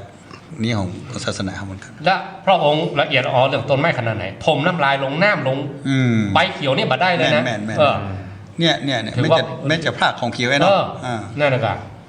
ถือว่าอันเหมือนกับทนุถนอมธรรมชาติ ครับ นะ ใช่อย่างทันอุทนอง เออ แม้แต่จะเอาไม้สีฟันเนี่ยเนาะ หักต้องต้านอ่านเนี่ย อื นะ ม นั่น แล้วเขามาแบ่งมาสร้างอย่างท่านอาจารย์ว่าเขาลงทุนนะอันนี้เหมือนกับการคัดเกลาอัตราตัวตนเหมือนกันนะเพราะเขาทำแล้วปล่อยเลยหรอ ไม่สนใจ ปล่อยแล้วก็ ไม่สนใจ สิ่งที่ต่อไป นะ นะอาจารย์ว่าแค่นกมากินหน่วยอะ อืม เขาก็มีความสุขแล้วว่าโอ้เนี่ยถึงแม้เขาจะตายไปแล้วถ้าต้นไม้นี่ยังอยู่นกก็ยังได้ใช้ประโยชน์ เออ แต่ตรงกันข้ามถ้าเขาสร้างอาคารอย่างเดียวอะ เออ แปลงวิหารงามถ้าดินรูดไปแผ่นตุกใจแล้ว อ่า พอตกกุยเนี่ยได้เนี่ยมันถ้ามันซุดโทรมหรือว่ามันเสียหายไปปุ๊บมันจะยากในการที่จะจ่ายเฮาอะในการดูแลกว่าให้มันขึ้นมางดงามมันยากแต่ต้นไม้เนี่ยมันอุ้มแรงเติบใหญ่เนาะ เออ ยิ่งทรงคุณค่า ยิ่งทรงคุณค่าเรื่อยๆ คุณค่าและคุณประโยชน์เยอะขึ้น ด้านในที่สูทำต้องดูแลนักละถ้ามันเปิ่งตัวเองได้ ถ้ามันเป็นป่า ก็เป็นตามธรรมชาติละ เป็นธรรมชาติ มันจะอยู่ดูแลของมันเอง อืม ยืนต้นด้วยตนเอง เมื่อเวลาผ่านไปเมื่อ30กว่าปีย้อนมา เออ ในปัจจุบันคนหันโดยแล้ว เข้าสู่ เอ ระดับ อทีแรกบ่หันตัว มาหันตัวนะ ท่านเนี่ยบอกปลูกลำไยปลูกมะม่วงกันได้เงินมาเอาเงินน่ะมาดูแลวัดกันน้ำกับไฟกับเราคิดแบบคนบ้านคิด แต่ประเด็นนี้นี่กับหันด้วยแล้วเดี๋ยวนี้เพราะมันเริ่มหันผล ในวัดเงาะก็มี อืม มะม่วงมะโอมะเป้าม ะผาง มะผางมะคูดมะนาว มีหันหมด เตมาปลูกเนี่ยนะพืชอะไรต่างๆ แล้วไม้บางอย่างที่ไม้หายาก มันจะหายไปแล้ว ไม้หายาก อย่างวันนี้ไม้พยุง มันบะไปตัดปดทุบเป็นว่าคนตัดว่าโอ้ผมกลับมาเจอครั้งแรกมันเหนียวมันแข็ง อืม ตัดยากมันต้องอีน่าจะท่านจะเป็นระนาดคนนั้นว่านะ อืม เอามาเป็นระนาดนะปัดกองอย่างนั้นระนาด แล้วเขาเก็บไว้กับไม้ เอา คือเขาไป คนไป อืม แล้วก็มีเก็บเล็กๆนะว่าวัดไหนต้องการที่จะเอาเป็นไม้มงคลก็เอามาได้ แม่น เก็บข้างนอก เป็นประโยชน์ อืม อันนี้ ถ้า อู้ เพิ่นสร้างห้างแปลงอะไรอย่างนี้ก็ดีเนาะเอาไปหอมเปิ่นนี่นะมันเป็น อู้ถึงว่าถ้าเฮาวัดไหนพอจะมี เพราะว่าการทำธรรมชาติบางคนกึดแค่กึดก็ยากเลยอ่ะที่จริงใจด้วยใจบ่ฮักเนาะที่เปิ้นว่าเป็นเรื่องยากนะบางทีอย่างพระอาจารย์อู้คนที่ผมชอบพูดมาสืบเนี่ย สุดไปแล้วเลย มีแล้วเหรอ มีเนาะ มีแล้วเนาะ เอาถ้าสืบนี่อย่าไปหืมก่อนนะเนาะ ผมโบเนาะ ครับ ผมว่าผมกอบต้นไทรนี่เก่งปลูกเลยแบบใหญ่ๆเลยละปลูกแล้วก็ใหญ่เลยเป็นป่าเลย ได้ห่มเลย ได้ผมเลยนะยังผมที่ว่า4 ปีมาได้เป็นป่าแล้วนะ นะ เพราะผมอู้แล้วมาซื้อแบบแว่กันอื่นเนี่ย ทั้งนั้นที่วัดเปิ้นลงอยู่อ่ะ แล้วก็อู้กันตอนแรกเนาะบอกว่าวัดเปิดนี่มันโล่ง อืม มันปลูกต้นไม้แบบคืน ครับ มันดินมันแบบดีกันแล้วผมว่าดินแบบดีเนี่ยถ้าเขาขุดของกวางเม็ดขุดเม็ดนะเขาเอาดินปุ๋ยที่อื่นมาใส่แล้วปลูกต้นไทรมันใหญ่โวย ครับ ๆแล้วเดี๋ยวมันจะโล่งลื่นเอาอย่างมาปลูกก็ได้กัน แน่น ถ้าเพื่อนมาซื้อกรรมเขาสักกันอะต้องบอกซื้อก็ไปซื้อแล้วผมแว่ไปอย่างอื่น ถ้า แว่ ใบมันหล่นนะอย่างมันหล่นท่านดินก็ นี่เกิดหน้าดิน ขึ้นหน้าดินก็จะดีขึ้นปลูกมันก็ได้ขึ้น คือความคิดของชาวบ้านบางทียังบ่เข้าใจอย่างประเด็นเนี้ยที่เฮามันกว้างเนาะผมปาหมายว่า มีโยมคนหนึงเพิ่นไปรับตัดแต่งต้นไม้ในเชียงใหม่ ซึ่งเพิ่นบ่คือขว้างในเวียงนะครับต้องหาที่ขว้างข้างนอกแต่ก็ต้องต่างมาทุกวันลำรถใหญ่ๆเนี่ยทีนี้ได้ก็มีที่ขว้างก็ไปเผาขว้างโอ้โหปีหนึงปุ๋ยไปเผาขว้าง ถ้ามีที่วัดเอามาถมติ๊กๆเก่งผมเมื่อกี้ผมก็นึกบ่ม่วนใจนะว่าเปิ้นโขนขี้โคมาขว้างวัดอ่ะฮะเปิ้นความคิดนี้ยังแบบโล่งเลยเนาะเพราะว่าคิดมุมกลับอันนี้มันเป็นความต้องการของตู้นะ ต้องการให้ดินมันดีขึ้นในวัดเฮาดินบ่ดีต้องการปุ๋ยกันที่ตัวคนมาฮื้อนี่เป็นลำรถนี่ปุ๋ยทั้งนั้นหรอเอามาเถอะมันต้องกลัวเรื่องมันเหมือนแบบเราต้องเป็นบุญเนี่ยเนาะ สบายใจแล้วกับนี่ เนี่ยสบายใจแต่บ้านเรื่องมันมาละใบไม้ทั้งนั้นเลย อย่างต้นที่อู้มาถึงไม่แหมต้นไม้แบบนี้คือผลไม้หายากอย่างบางต้นเนี่ยเนาะบางคนก็บอกเคยรู้จัก โอ้โหจานอะไรต้นจานลูกจานเนี่ยนั่นน่ะ อินจันทร์ก็บอกเคยไผ่ก็บอกเคยรู้ต้นบางต้นนี่บางอย่างนะอย่างมาอย่างก็บอกกล้วยกาบอกกล้วยกาน้อยบอกกล้วยกาแค่นี่นะไผ่ก็เคยหันไอ้เสลียมที่หาปลูกแล้วก็มันออกดินออกเสลียมประบานเต็มต้น โอ้อย่ามาออก ม น อ อง น ยามนี้บ่ฮู้เหมือนกัน เออ มันเป็นฤดูกาล มันมีฤดูกาล อืม ฮักขว้างเพราะว่ามีมันโป่งใหม่เสลียมสราบ้องไผเขากินได้หม่ำถึงเวลาของอย่างก็มันน่ะก็มีมา ขามป้อมก็มี มะขามป้อมนี่เอาไปเตอร์ไผก็กินบางคนก็มาขอเป็นโรคความดันกันอย่างไรนะมากินเอาไปเตอร์แต่ห้ามไปขายเนอะขอให้ไปกินได้หมดปลูกไว้นะ เริ่มมาคัดแย้งกับตู้หลวงแล้วเนาะ เอาไปคัดแล้วแหละ โอ้ ดอก ดี แก นะ ดอกเกินนี่มันเรือเฟือ ก็ได้คัดได้อย่างประวัติอะตู้หลวงก็ปลูกไว้แน่ มาเฟืองมาไฟมีเนี่ยเขาเคยฮุกเคยหันก็หั แล้ว น ไม่ตัดสรุปของอาจารย์มีนักกว่าไม่ตัดสรุป ของผมนี่ อย่าง เกือบคร ตะกี้ บของผมเกือบครบโซนของไม้พุทธในพุทธประวัตินี้พุทธเจ้าแต่ละพระองค์นี่ตรัสรู้ใต้ต้นโพธิ์พืชที่ต่างกันหรอกไม่ใช่เหมือนกัน ของอาจารย์มีสองเดียว มีไม้บะขามป้อมมีไม้ไม้ประดู่กับแม่นนะครับ ไม้เสลียมไม้ประเดือไม้จำปีป่าไม้แคฝอยหรือว่าไม้สีตรังน่ะ ใช้ไฟก็มี ไม้ไผ่ใหญ่แล้วก็ไม้เกศ ไม่เกตไม่เกตตายไปละ ไม้เกศหายากนะครับไม้ขานางเนี่ย ไม่ขานั่งนี่หมอหูจัก ไม่เป็นอย่างไม่ขาดนะ เนี่ยไปพอมีต้นเดียว ผมไปซ่อหาก็อย่าได้ ไม่ตัดสรุปทั้งนั้นหรอก ครับเพราะไปเจอ พุทธเจ้าแต่ละพระองค์ ครับแต่สรู้ว่าใช่ต้นโพอย่างเดียว ก่อนพระองค์ พุทธเจ้าสักเป็ดพระองค์นั่นกันเนาะ แต่บางอย่างมันหายาก ที่เอ่ยมานี่เกือบโอ้โหเกือบครบเหมือนกัน มันหายากที่ว่ามันอาจจะไปอยู่ในเขตบ้านเฮาไม่สนอินเดียเงี้ย ไม่กากระทิง ไม่กากระทิงไม่ลุงไม่พังเหิดก็แม่นครับกากระทิงก็แม่นมีหลาย ไม่พักที่พังเอิดคือต้นราชาและจัตนะมานะ ราชาลัตนะ ผมไปที่พุทธคยาเนาะ เป็นเพราะ ว่าราชาจัตนะคืออย่างคนพม่านี่ไปนับถือ เพราะว่าตะปุษาภริการนี่เป็นบ้านพระหลวงรุ่นเปิ้ลเนี่ยกันได้พระเกศามา8 เส้นที่มาสร้างพระธาตุตี เชวิดากอง เวดากองเป็นได้จากที่ตอนที่พระองค์ อยู่ใต้ต้น ใต้ต้นราชาจัตนะน่ะ ก็คือพังเหิด พังที่พังเอิดเนี่ยว่านะ ครับอันนี้ไม่ลุงเหมือนกันเนาะ ตอนแรกเจะฮือแล้วมือแล้วเฮ้ย หันเมียต้นว่าอย่าขอเพิ่นบ่ฮื้อบ่ยังรอดบ่คูณบ่ฮื้อบ่ บอกประเด็นการที่อาจารย์มาเนี่ยแกโคกหนองนา โคกหนองนา ประเดี๋ยวป้าไผ่ผมชอบแนะนำดอก โคกหนองนา แต่ความคิดเนี่ยมาจากอาจารย์วิระ เพิ่นหยัง เพิ่นบอกว่าถ้าอยากจะรู้เรื่องต้นไม้ต้นตอกเรื่องแผ่นดินเรื่องปลูกต้นไม้ต้นใดต้นตอกอย่างนี้นะคือไปดูโคกหนองนา มีหันหมด มีหันหมด ใช่ มันมีหลายอย่างเนาะเนื่องจากพวกโดนโควิดใหม่ๆนะมันโดนไล่ออกจากงานไปจ้างเนี่ยนะก็ปีกมาบ้าน มาทำโคกหนองนาสองพวกงานที่สองอ่ะพวกทำแบบนันทนาการอ่ะคือเปิ้ลมีงานประจำของเปิ้ลอยู่แล้วละเอาเป็นที่ว่างมาเป็นอาชีพที่สองเอาไปมาอาชีพที่สองนี่สั้นเน็ตหรืออาชีพที่หนึ่งมันถึงความสุขเลยถึงสตางค์โดยว่านะประเภทที่สามพวกคนรวยทำมันว่ามีสตางค์นี่มันม่วนมันมีความสุขมันมีก็สตางค์มาได้ไหมต้องเพิ่มธรรมชาติเข้าไปคนเป็นหลายร้อยล้านนั่นแหละมาลงทุนนะมีตั้งแต่ให้2ให้10ให้20ให้ก็มีพวกถ้าประเภทที่4เนี่ยพวกบาวิชาการเพราะมันทำมาจากความยากอ่ะมันยากสุดๆของมันนะเพราะมันมีโคหรอกพอมันทำสำเร็จแล้วมันบาที่สอนใครเผยแพร่มันวิชาโคขึ้นมาหรอกโค้ดคือพอวันนั้นว่าการขุดหนองอย่างว่ามันจะเป็นสี่เหลี่ยมเนี่ยหรือความลึกตื้นเป็นเพราะมันมีผลละเอียดกว่านั้นเขามองมันไม่ใช่แค่สวยงามโหมันละเอียดที่แบบนี้เป็นคึก1คึก2นี่เนาะระบายถึงการหมุนเวียนของน้ำระบบน้ำจากบ้านเน่ากา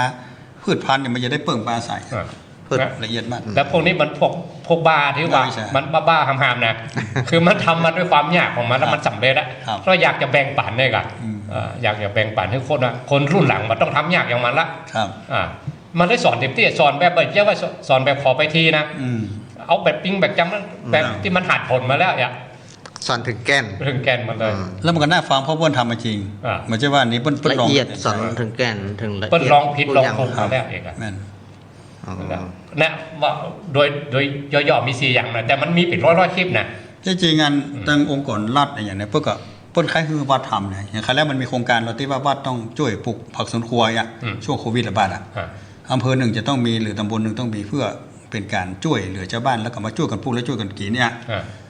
ที่วัดก็มีมันต้องมาถ่ายหรอเพิ่นมีโครงการอันในอำเภอมาปลูกกันนะเพิ่นต้องการที่มันขวางท่าว่าวัดใดที่มันมีพื้นที่พอทำได้มันก็บ่ใช่กว้างอย่างเพียงแต่ว่าของบางที่เพิ่นก็ปลูกในกระบะกันอย่างก็มีรอบวิหารเพิ่นสถานที่ฟังเนี่ยเนาะลองไปพิมพ์ดูใน YouTube นะครับมันจะมี4เหลี่ยมและ3เหลี่ยมขาวๆอ่ะเรียกว่า YouTube เนาะว่าโคกหนองนาเดี๋ยวนี้กำลังพร้อมหมดทุกอย่างผมคาดได้อย่างเดียวโคกหนองกำลังแปลงกำลังบ้านหนองแล้วเราฟังมันต้องเราเป็นจริงเป็นจังอ่ะก็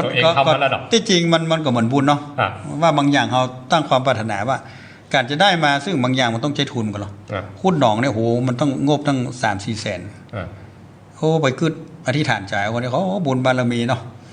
เทพบุตรเทวดาที่อยู่ต้นไม้ต้นตอกมันเนี่ยถ้าว่าธรรมชาติมันสมบูรณ์พวกคงได้เปิ่งได้ปิงสัตว์สิ่งหิ่งห้อยก็เพราะมันได้โอกาสได้มีสระน้ำโอ้ปรากฏว่าเพิ่นเอางบภัยแรงมาคือภายในไม่กี่เดือนเป็นหนองอย่างฝันเลยตอนนี้กำลังต้องลงทุนละซื้อต้นไม้อย่างนี้ครับกำลังต้องใจสตางค์เอามาลงเพราะว่าพยายามจะสร้างคือในความคิดของผมตอนนี้ว่าระบบการพัฒนาของบ้านเมืองเนาะได้งบมาปุ๊บเนี่ยทุกหมู่บ้านจะเป็นอันคุณไปสำรวจว่าแหล่งน้ำคุณมีที่ไหนบ่อน้ำธรรมชาติที่มีเนี่ยที่เคยมีหนองประจำบ้านก็มีเนาะอย่างหนองผาขาวเนี่ยหนองมีที่ไหนนาวัดอันนี้มันมีมีกันหลักฐานนะได้งบมา4-5 แสนก็ไปขุดที่นี่ขุดเปลี่ยนสภาพของธรรมชาติเลยจากบ่อที่มันมีระดับมันโคกลงนาเนี่ยเพิ่มจะลึกกำเดียวเนาะมันก็ไปขุดลึกๆเลยดินก็ออกกันนะดินดำดินอย่างออกบางทีป้นไปจากเหมือนที่ลุ่มบ้านพระอาจารย์ป้นดินดำไปกลายเป็นทรายปรากฏน้ำมาอยู่ละเพราะมันเป็นน้ำปิงเก่าน้ำก็ไหลไปหมดระบบนิเวศเสียหายหมดเลยไม้น้ำที่เคยมีสัตว์สิ่งหิ่งห้อยสูญสิ้นเลยครับแล้วก็ไปปล่อยและน้ำลักๆเพื่อต้องการให้คนไปใช้หรือว่าปล่อยป่าชนิดเดียวดีชาวบ้านเพิ่งเกิดไปกินตรงนั้นก็ไม่ได้แล้วนะไม่ได้เป็นห่วงห้ามแล้วครับบ้านอื่นมาซอกกินไม่ได้เพราะมันเป็นของบ้านนั้นไปแล้วหรือบ้านน้ำเหมืองไม่ได้ว่าเทหมดหรอกอาจารย์เทเป็นห้องปูนตึกโอ้เขาเคยเป็นละอ่อนเขาจะหันว่าข้างเมืองจะต้องมีต้นบอนต้นไม้น้ำเนาะมีสัตว์สิ่งหิ่งห้อยเพิ่นไม่ได้หมดซีดครับฝ่ายบ่ฉีดยาฆ่าหญ้าแหมอย่างต้มกันนะไม่ได้สมานน้ำหนักนกปากห่างนะบ่เพราะมันแมงอย่างไปได้ตัวหมดเสี่ยงหมดแล้วเลยคิดว่าถ้าเรามีโอกาสนะต่อไปเราจะต้องสร้างธรรมชาติขึ้นเองโดยเฉพาะในวัดมันเป็นเขตปลอดเนาะเขตอภัยทานครับถ้าตอนนอกในสาธารณะห้ามมาได้สมมติว่ามันมีหนองน้ำธรรมชาติเพิ่นอย่ามาลงมาผูเปล่าห้ามมาได้แต่ในวัดเราสามารถทำได้แล้วอันนี้มันจะเป็นแหล่งสุดท้ายของธรรมชาติจริงๆที่ต่อไปจะเหลือที่ไหนแล้วนอกจากในวัดที่เราจะทำขออาจารย์เล่าเรื่องหนองแห้งกับหนองที่มีน้ำว่าผมประสบกับตัวเก่ากันแล้วกันมันได้ยินธรรมชาติต้องเข้าใจอย่างเช่นว่าประเภทสัตว์ครึ่งบกครึ่งน้ำพวกกบเขียดอึ่งอ่างคางคกพวกนี้เนาะก็ในบริเวณที่ผมเล่ามี10 กว่าชนิดกันนะ มันเพิ่มขึ้นมากำน้อยก็น้อยบางทีเอามาปล่อยมันก็ขยายสัตว์บางอย่างอย่างกรณีอึ่งเนี่ยมันไม่ใช่ว่าจะชอบอยู่ที่มีน้ำตลอดมันจะต้องปีหนึ่งเนี่ยมันจะออกมาแค่ช่วงต้นฝนมันนะที่แล้วก็น้ำที่มันจะไปแพร่พันธุ์จะต้องเป็นน้ำที่แบบมีป่ามีอย่างเป็นน้ำฝนลงใหม่ๆเนี่ยหนองนั้นไม่ใช่ว่ามีป่ามีอย่างนั้นมันลงแล้วครับมันจะต้องเป็นน้ำที่ปลอดจากสัตว์วันนี้แล้วก็เป็นน้ำใหม่บางทีก็กี่เดือนก็แห้งละแล้วน้ำมันจะไปไข่ไปพ่อพันธุ์ได้ ไปวางไข่ตรงนั้น ถ้าเกิดถ้าบอกเข้าใจให้ไปขุดหนองนั้นลึกใหญ่มันก็โมตี้มีอาจารย์ว่านะกูอื่นกูฮ้องมันก็บ่ฮ้องละสัตว์นั้นก็โมตี้พึ่งพิงไปเลยโมตี้ขยายพันธุ์ไปเลยแต่สัตว์บางอย่างเขียดบางอย่างจะชอบอยู่ที่มีน้ำตลอดครับต้องถ้าว่าบ่มีน้ำตลอดมันบ่ขยายพันธุ์หรือว่ามันบ่มีที่อยู่เขียดตัวเขียวๆนั่นจะต้องมีน้ำตลอดเลยเขาต้องเข้าใจธรรมชาติ มีไม้น้ำตัว ต้องมีไม้น้ำต้องมีแหล่งพักพิงที่มีน้ำตลอดเนี่ยมันถึงจะขยายพันธุ์ถ้าเขาบอกเขาจะให้นั้นถ้าเวลาเขาไปมีพื้นที่ก็ต้องมีหนอง2ชนิด หนองแห้งเพื่อรอรับน้ำฝน ไว้ที่วางไข่กบเขียด อันนั้นประเภทหนึ่งที่ผมชอบอันและแหมหนึ่งก็หนองน้ำที่มีน้ำตลอดมีพันธุ์แม่น้ำตลอดแล้ววันนี้ลองไปนั่งแยงพอผมเอาสลาไปนั่งกับบี้กับเบอร์บินบ่อนพะยันสีดำสีแดงโอ้โหมันเป็นอย่างที่มีความสุขอ่ะเหมือนกับเขาได้ยินแต่ก่อนโบราณว่ากุ้งหอยปูปลาเน่วเนียงเนี่ยมันครบสูตรครับอาจารย์มันเกิดขึ้นมาได้จริงอ่ะเนาะ หมูนี่มันมีบางอย่างในอย่างเนียวเนียงมันบินมาแล้วตอนกลางคืน นั่นกะแต่ว่าทุกวันนี้แหล่งธรรมชาติของมันบ่มีที่มันจะกลับมาสมบูรณ์หรือว่าได้ขยายพันธุ์หรือว่ามาอยู่รวมทีเดียวอันนี้ผมเล่าที่วัดเนาะที่ประสบกับตัวเก่านะแต่ก่อนบ่มีน้ำพลังไฟฟ้านะครับตอนหลังต่อน้ำพลังไฟฟ้าไปหมู่นี้หายที่ตอนที่บ่มีน้ำพลังไฟฟ้าน่ะกรปเป็นมาขุดหนองน้ำเฮอหนองแห้งครับมั้งเป็นหนองแห้งพอฝนตกลงมาเนี่ยพอดีละออนเขาไปทางเมืองตากพุ่นเนาะเขามีอึ่งโขกเองอะมาขายผมก็ซื้อเป็นถุงนะที่มันเป็นอยู่นะที่มันเป็นนะครับ เรามาปล่อยนึกว่าซื้อเป็นเสียบอันนี้ต้องเป็นเล่าอาจารย์วรรณชัยนะชื่อสดีปล่อยอึ่งแล้วก็เอามาปล่อยแต่ว่าน่ะพอฝนตกหาแรกเนี่ยมันพังเลยแล้วมันน้ำในหนองมันเป็นหนองแห้งอย่างอาจารย์ว่านะมันลงมาไม่ใช่ว่าลักพัดเป็นหมื่นตัวเนี่ยนะมันดังพื้นน้ำพื้นหมดอะเสียงไม่ใช่ห้องกกกันมันกระหึ่มไหมมันดังไปเลยเขาว่าได้ยินเสียงเป็นกิโลมันดังที่มันหึ่มแล้วคนก็มาไฟไม่มากไม่แล้วก็อันผมไอ้คนนึงไม่ก็มาเอาอึ่งผมก็ไปเฝ้าอึ่งไงกันครูบาอาจารย์มาเปิดไฟก็ยืนชุ่มมืดยืนชุ่มมืดอะกันเดี๋ยวว่ามาจี้ขี้ข้าได้กี่ตัวกันแล้วก็พอมันจ่ายไฟสายเนาะมันอายว่ะมันเขาก็ได้ด่ามันนะแล้วไปหายใจได้แค่นั้นก็หันเลยอ่ะใจก็ได้บทตอบมันสักคำเนาะบทตอบมันอายเขามันหันมันอายตู้หลวงมันเกิดจะไปเกิดตู้หลวงไปยืนเฝ้าอึ่งมามีเวลานี้ว่าต้องจำศีลภาวนาประเดี๋ยวพอหน้าพลังไฟฟ้ามาใส่แล้วผมก็สูบใส่ต้นไม้ต้นตองเนาะ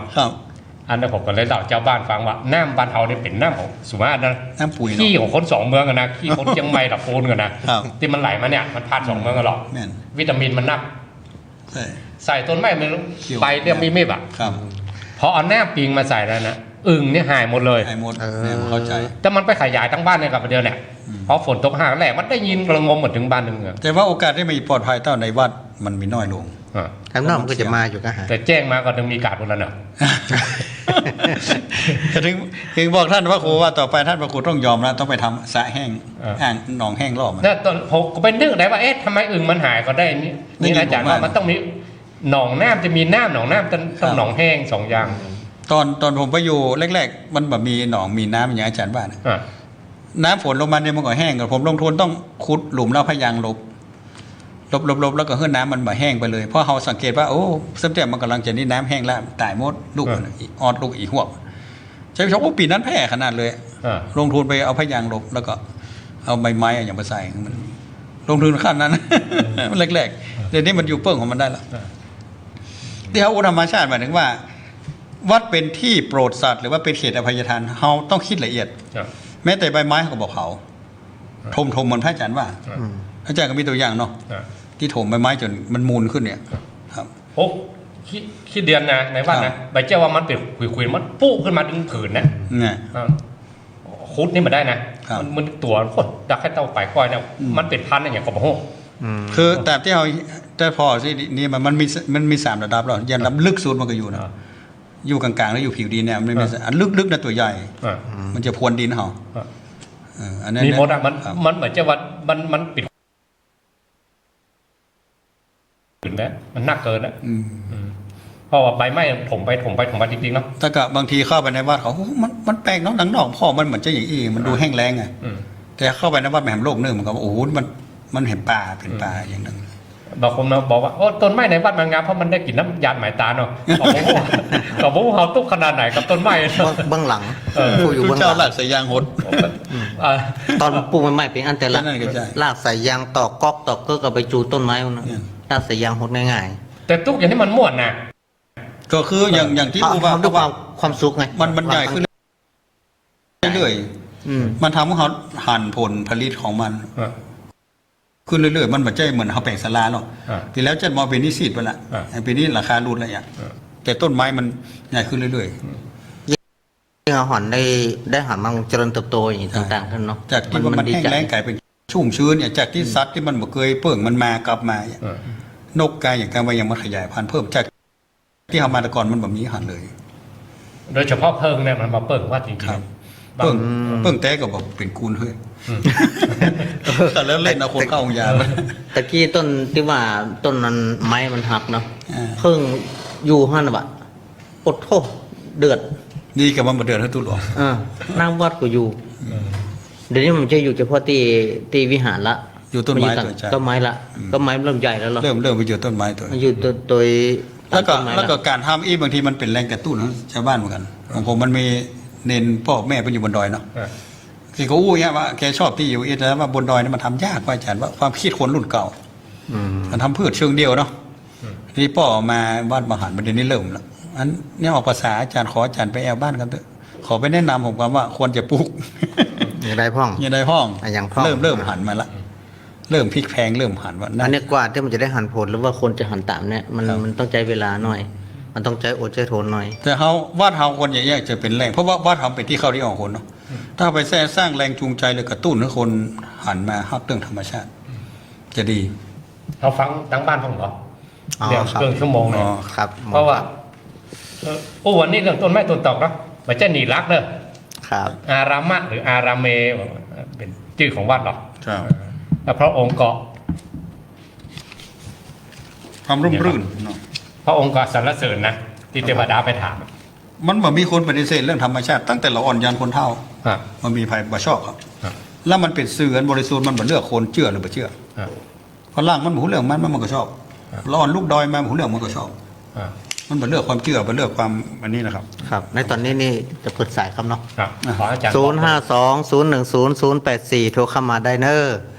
จะมีเรื่องอะไรอย่างเพิ่มเติมเสริมต่ออย่างใดก็ดีในการที่อู้ในวันนี้ทั้ง3รูปเนาะ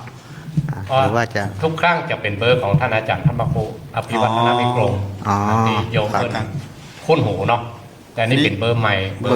บนสถานีครับเนาะ052-010-084ย้ำครับเนาะย้ำนะครับ052-010-084เนาะมาสายแรกจะเป็นภายตั้งได้เอ่ย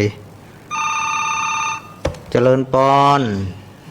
เจ้าครับอาจารย์เจ้าท่านพระครู3 รูปตน3 องค์เจ้าเจริญปอนแม่โทรจากที่ไหนมอ๋อไม่มาไม่ประณีเนาะไม่ประณีเนาะค่ะกำลังคิดตองอยู่กำลังคิดตองอยู่ได้ยินเสียงท่านพระครูเขาออกมาค่ะซีตองเตรียมห่อมันผูกคิดตองก็ขายแล้วเตรียมห่อมันผูกมันโกนเห็นว่ามีตองไว้ขายตัวเนาะเจ้าปลูกไว้หลายอย่างหน้าในบ้านโยมก็ปลูกไว้หลายอย่างก็ปลูกไว้ข้างบ้านค่ะมีอย่างอื่นด้วยเนาะเป็นแบบเศรษฐกิจพอเพียงรวมมีตองมีมะกุเตดมีมะม่วงอย่างเงี้ยมีผักหวานอย่างเงี้ยค่ะดีแต่ว่าปลูกอย่างน้อยก็ได้แม่เมียอย่างเสริมเติมก็ยังที่เขาว่าที่มันจะดีก็คือพักส่วนครัวนะการปลูกในบ้านในจองมันใกล้หม้อแกงอย่างต้นไม้ใหญ่กว่ามันกูดใจหอใจเงินเปิดของมันใช่มันตีมันจำกัดนะแม่เนาะในบ้านในจองกลางบ้านกลางเมืองมีใบบอกกูดอย่างเงี้ย โอ้ดีแล้วค่ะ กินพื้นบ้านเนี่ยเจ้า โอ้ดี คือคนอื่นได้มาเปิ้งป้าอาศัยตัวนั่นแม่เนาะ เจ้า คนมาขอมากินเอาแบ่งกันไปเนาะขอบคุณนักๆนะแม่เนอ เจ้ากับไม่สารนะเจ้า สาธุอนุโมทนาสาธุโมทนา ที่จริงมันก็เป็น แม่ปรณีบ้าน อดีเล็กคนเท่าดอก แม่หมาขี้เล็กอำเภอฝาง แห่ง เนาะ ลกหญ้าห้องนั้นห้อง 052-010-084อันนี้เป็นเบอร์ใหม่เนาะก็เตือนจะเป็นเบอร์ของท่านพระครูอภิวัฒนวิกรมเจริญปอน เจ้ากราบนมัสการเจ้า แม่โทรจากที่ไหนรายงานตัวหน่อย โทรมาจากเมืองฝาง บ้านไม่สีทรกะ นี่ไม่จงดีเจ้า ไม่จงดี บ้านหยังแม่ บ้านหยังแม่ แม่อยู่บ้านเสาหินเจ้า บ้านเสาหินอำเภอฝาง ไม่ชัดเจนเนาะ ชัดเจนดีเจ้า ของขึ้นสถานีของวัดนันของหลวงพ่อลำเพอเนาะ เจ้าได้อัธรสดีนะครับเปเห็นละ จะไปเห็นละแม่วันนี้ เงินมาปางกันเนาะ แม่ วันมื้อปลากั ท่าน น เห็น ตุเจ้าชอบเชิงเดียวกันแม่เฮ้ย ธาตุมันตรงกัน ฟังได้ก็ ธาตุมันตรงกันนะชอบธรรมชาติเหมือนกันเนี่ย เป็นธรรมชาติอู้สิจับท่านใส่งานจับดีใส่ดี มันมาจบ แล้วแม่จะมีอะไรอย่างเสริมเพิ่มเติมก่อนแม่ ขนาดนี้ไม่อยากเพิ่มเติมเจ้า ฟังอ โทร ยู่ ให้กำลังใจ สาธุเนอ ดูนี่เจ้า ยินดีกัน แบบเตือ ไม่จ่า สาธุ แม่จงดี แม่จงดี วัดเสาหิน เสาหินอำเภอฝางเชียงใหม่เนาะ052-010-084โทรกันเข้ามาเนอะมันอาจจะห่างกันห้อง เพราะว่านี่เป็นเบอร์ใหม่เบอร์2สถานี ที่คนที่คุ้นเคยกับเบอร์นี้ก็มันมีปัญหาเนาะแต่คนที่เพิ่นฟังที่อื่นมันเคยนี่ก็อาจจะคุกคักหน่อย เจริญปอน ไปจ้าเจ้า แม่โทรจากที่ไหนรายงานตัวได้เลย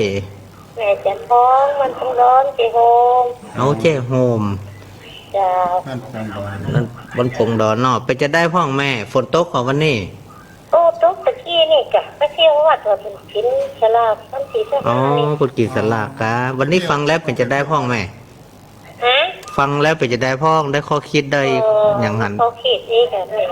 อืม แก่กันนี่พักปังนี่ เอา แม่มาก ปัง พักปังนี่ไม่มากเดี๋ยวแม่ โอ้อันนี้เขาปังปุ๊กเป็นไงจะ โอ้พักปังปุ๊กโอ้ดอกมันเหมาะแล้วแม่จอใส่ชิ้นส้มเห็นนะ แม่ก็ลุงย้องอย่างนี้ก็คือมันแก่เลย เอาอย่างน เป็นอย่างวักเจ้าพักปัง มันอยู่ไก่เด้อยู่ลำปางบุกกันแน่ ไอ้เจ้าโฮมแม่ก็เลยแกกับติ๊กไฟนะ ค่ะ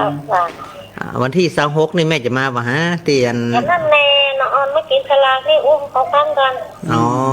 ถ้ามีโอกาสก็เจอนะแม่เนอร์ การทันเดอร์ ยา ปากันรวมพลังของ ไฟโลดอนจันนี่กับไฟโลดนะ เอายินดีจะนักยินดีจะนักเนาะแม่เนาะ เจ้าอาตมาไข่ไปอยู่ ทั้งฉันจามไฟหัวก่อนใหม่ก็อดไฟหัวได้แต่แบบนี้ทั้งคือกับหวาน ฟังไปเนอร์แม่เนอร์ จ้าเป็นน้องใจเน้อ สาธุ ฟังสำเนียงแต่ละบ้านนี่หมดนะ ม่วนครับหลากหลายครับ เมื่อฝากก็ยังลำปางก็ยัง ครับ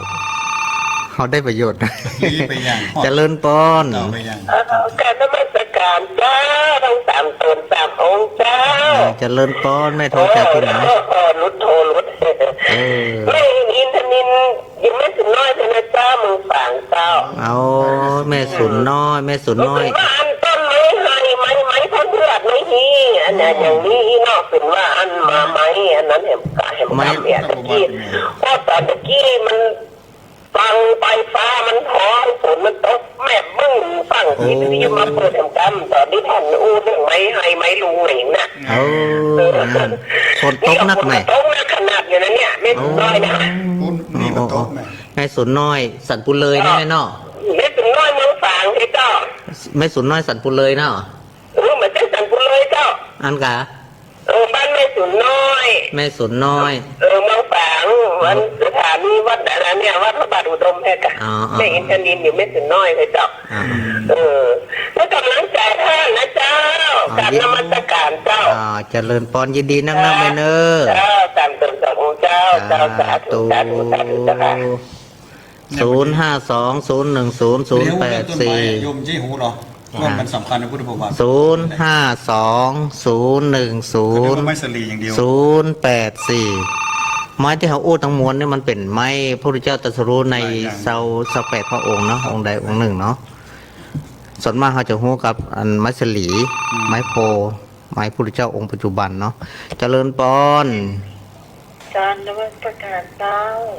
เจริญปอนโยมโทรจากไหนเสียงก้อยไปหน่อยเนอะ เจ้า เจ้า ดังมาละ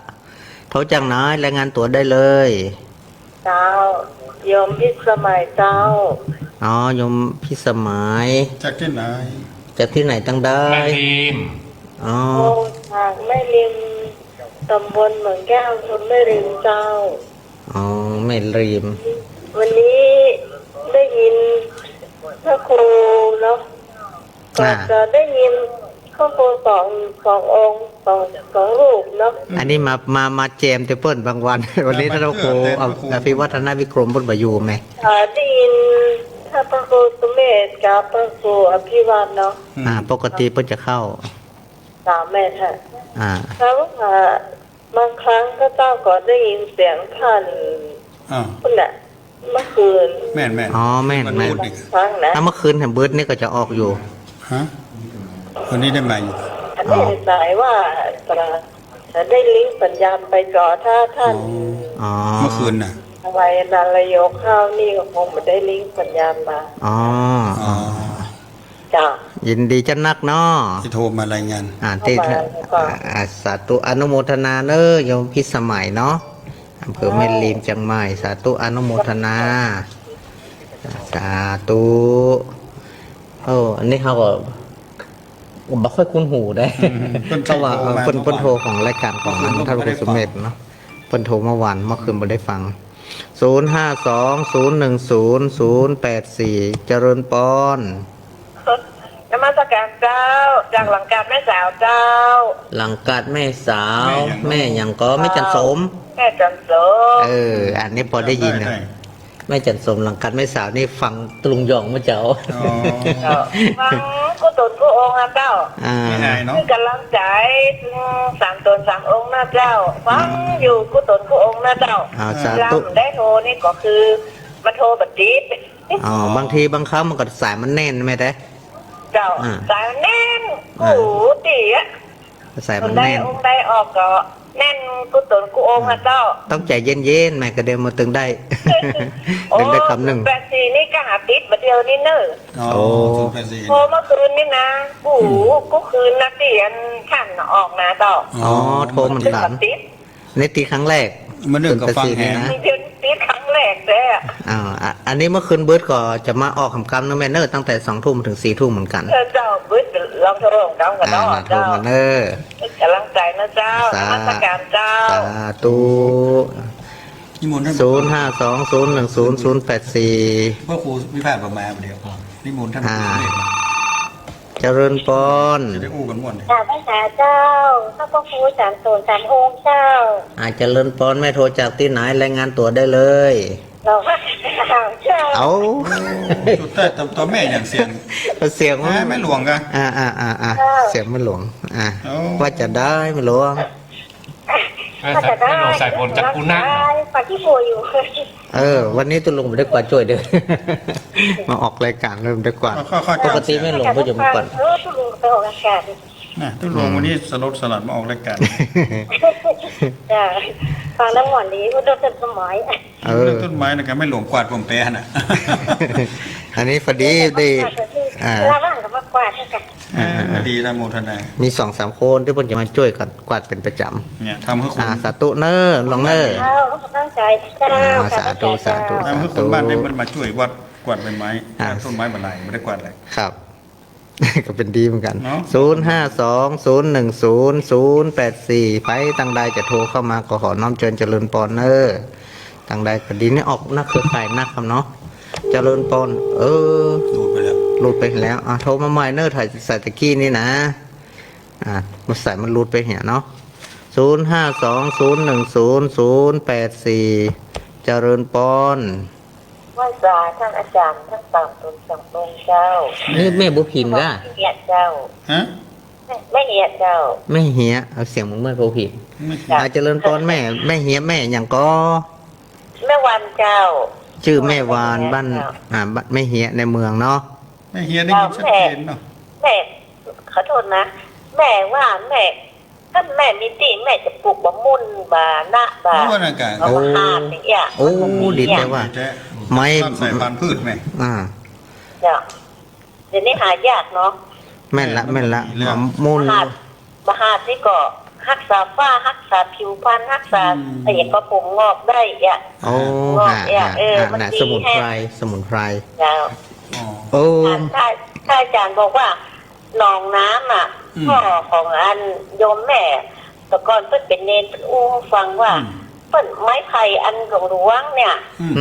อันเพิ่นเอาอันเจาะโฮมันเนี่ย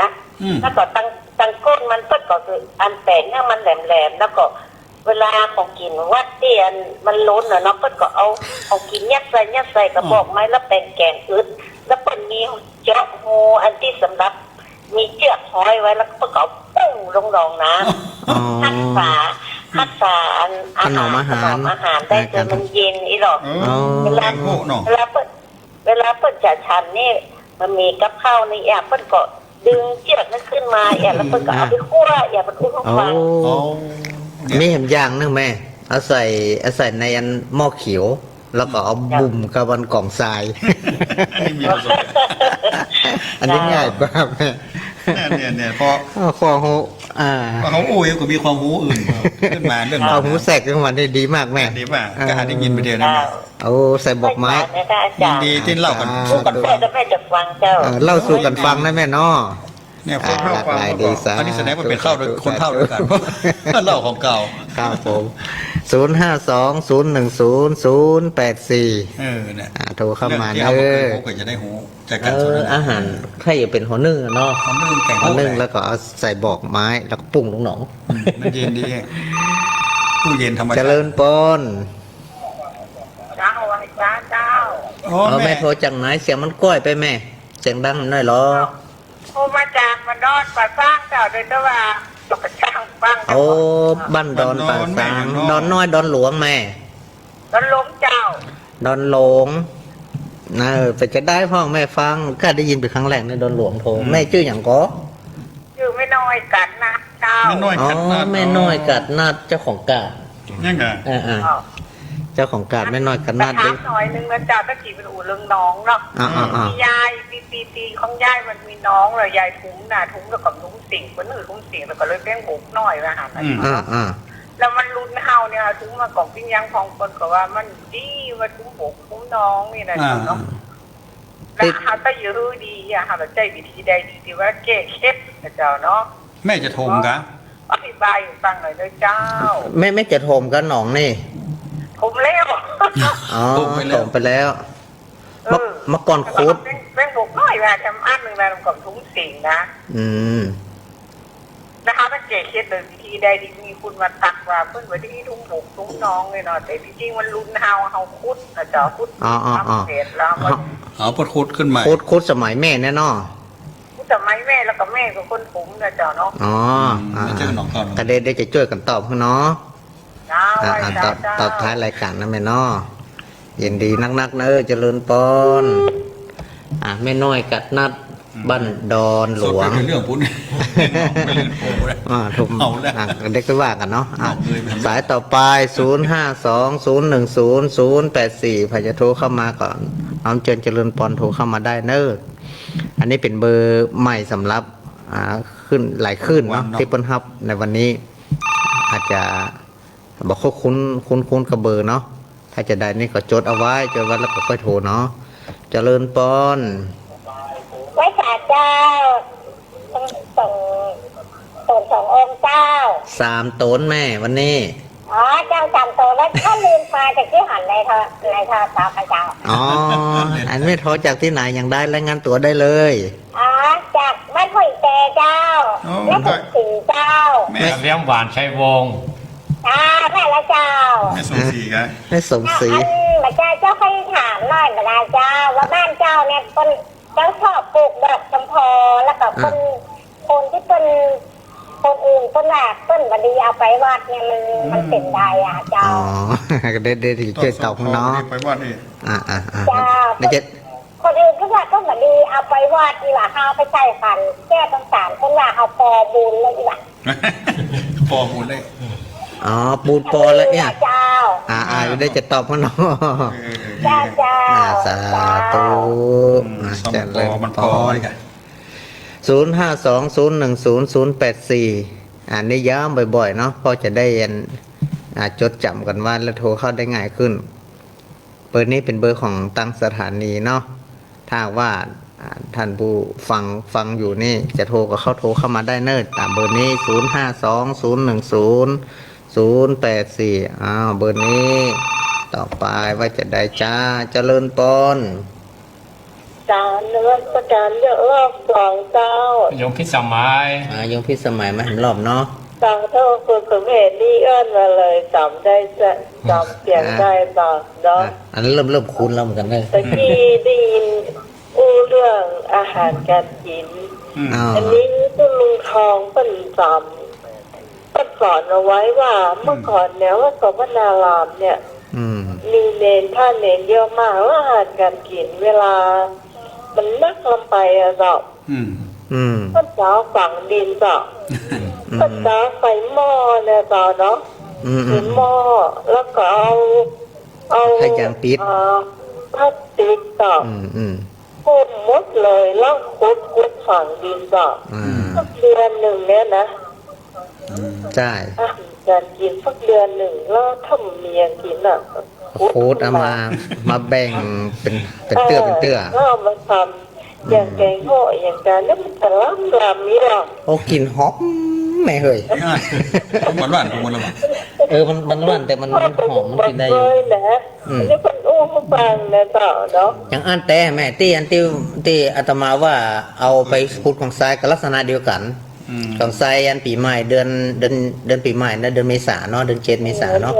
ถ้าเดือน10นี่เขาก็เอามาฝังของจะดีไซน์ขนาดแล้วก็เอา ว่าโอ้โทรมาไม่ได้อันนี้มันเป็นคำสอนของตุ้งรอเป็นสอนไว้ แต่มันเป็นการถนอมอาหารอย่างหนึ่งของคนโบราณเป็นภูมิปัญญาเนาะของครูบาอาจารย์ที่เปิดสืบทอด เห็น มา ว่าประกอบที่มีตู้เย็นแล้วเนาะ มันบ่มี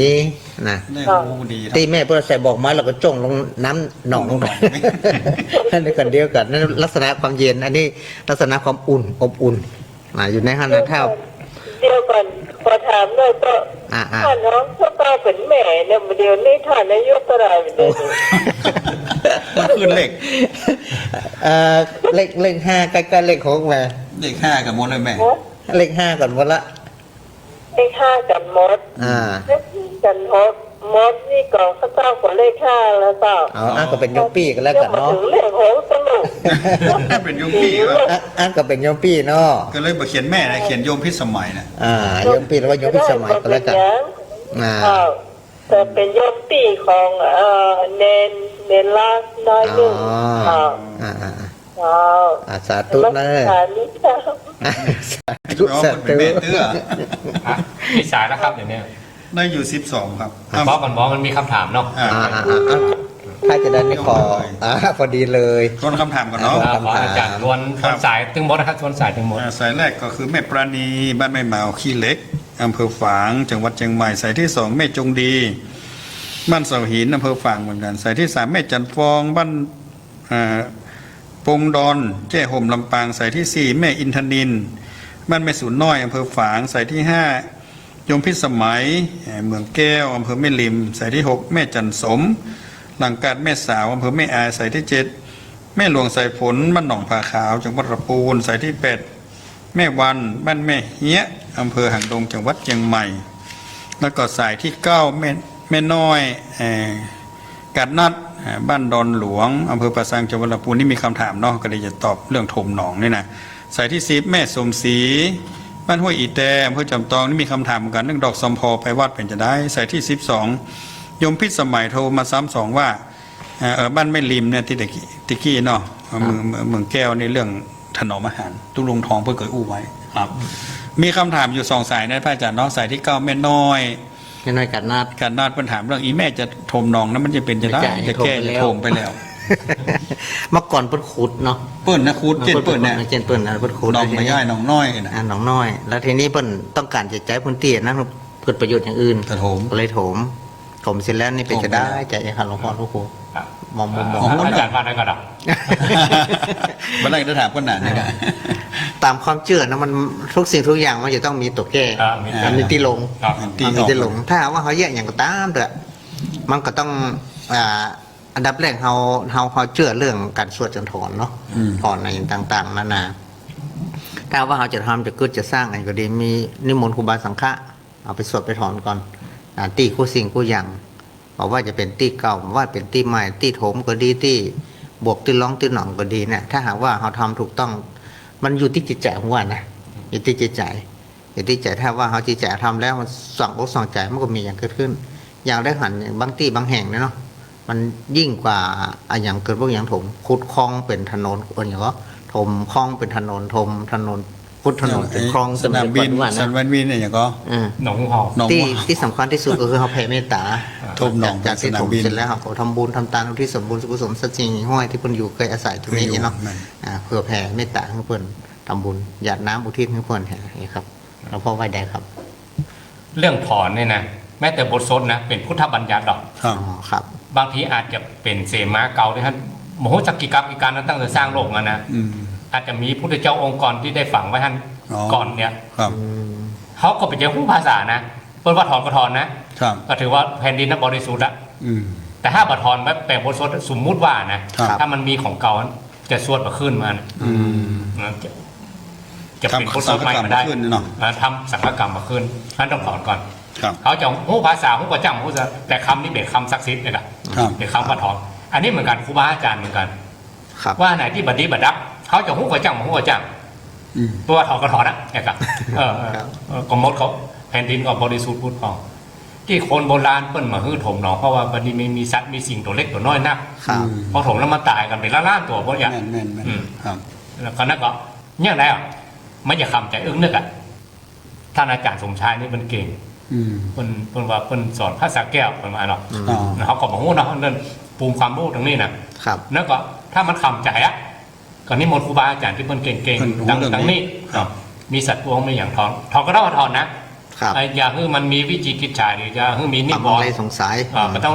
ต้องสงสัยอย่างละ พอหมดโจก็หมดโจได้เอกอะ อืม โลกสมมุติบัญญัตินี่มาได้นะ ครับ ถือว่าถ้ามันคำใจก็คำใจนะ มาได้มาได้ ประเพณีคนโบราณคนว่า ครับ ทำลงไปแล้วก็ต้องแก้ ครับ คนโบราณเพิ่นมีวิธีแก้ละ อืม ถอนเนี่ยไอ้ละ ครับ แล้วบางทีมีตำราบางตำราเพราะว่าคือฝังไม้ไผ่หรือฝังแป๊บคือมันมีผงเปลวอย่างเงี้ย นั้นใช้กันน้ำบ่อ อ๋อ หนองนี่คงแบบนี้เนาะ อ่า นั้นใช้กันน้ำบ่อคิด ถ้าพูดถึงเรื่องสัตว์จะทำท่านหนองมันมีแน่อย่างโบราณเนี่ย ครับ เวลาถมซัดไม่จะตายนัก แม่น แม่นครับ แต่อันนี้ก็แหมอย่างนี่หนองนี่แม่ได้เพิ่นขุดมาก็คงบ่จะได้เมินอ่ะ อ่า มันหนองน้อย อ่า ๆไม่ใช่หนองเก่าหนองเดิมที่เป็น แต่ถ้ามันแบบแล้วใจเดี๋ยวมันคำใจ ครับ ตอนนี้มนต์ครูบาอาจารย์ ถอน ไปถอนเนี่ยอ่า ไปหาตู้หลวงวัดเฮาหันก่อนแล้ว อ่า ถามเพิ่น ปรึกษาพ่ออาจารย์ ครับ คนเฒ่าคนแก่ที่เพิ่นเก่งๆอ่ะ แม่น เพิ่นต้องหู้ดอกในหมู่บ้านของเขาจึงมี นี่ครับเพิ่นเคยแย่มา อันประเพณีหรืออันอย่างก็คนที่เปิ้นสืบฮีดโบราณอย่างนี้มาเขาจะไปคัดมันนะครับ ครับ มันเปิ้นว่าบางทีว่ามันบัดดีกับบดดีอ่ะ ก็การแย่เอ็นมาก่อนไม่ใช่ว่ามันเส้นนักเส้นหนาอย่างเนาะ อ่า ครับมันเป็นไม่ใช่ว่าเกินกำลังที่ให้ทำได้ อ่า ทำไปเถอะ ก็คือแล้วใจอ่ะ ครับ ถ้าเขามันได้มาคำใจอึ้งนึกแล้วมันบัดสบายใจ เสียน้อยเสียยาก ถ้าเขาทำเนี่ยมันโล่งใจ โล่ หรง อก ใจสว่างใจละ สว่างใจมันมีที่ลงแล้วนะครับ ครับ ครูบาอาจารย์เพิ่นมาทำพิธีขึ้นได้อ่ะ นั่นก็ ไม่สบายใจได้เนอะ ใช่แม่ ของไม่น้อย ไม่ ไม่ น้ น้ อ อย ยกัดนัด เห็นนอก บ้าน จาก ดอน ไปปรึกษาผู้รู้เพราะอาจารย์ก็ดีตู้หลวงก็ดีที่ว่าเพิ่นเข้าใจไปก็ให้ไปถอนน้องก็เข้าใจละเนาะ เอาตัวอย่างมาจากไหนบัจเจผิดพุทธบัญญัติมีกรรมของพระพุทธเจ้าเลยนะแม้แต่ถอนอุโบสถ แล้วใช้คำว่าสงฆ์เหรอมันจะถอนตนเดียวนะ อ่ะ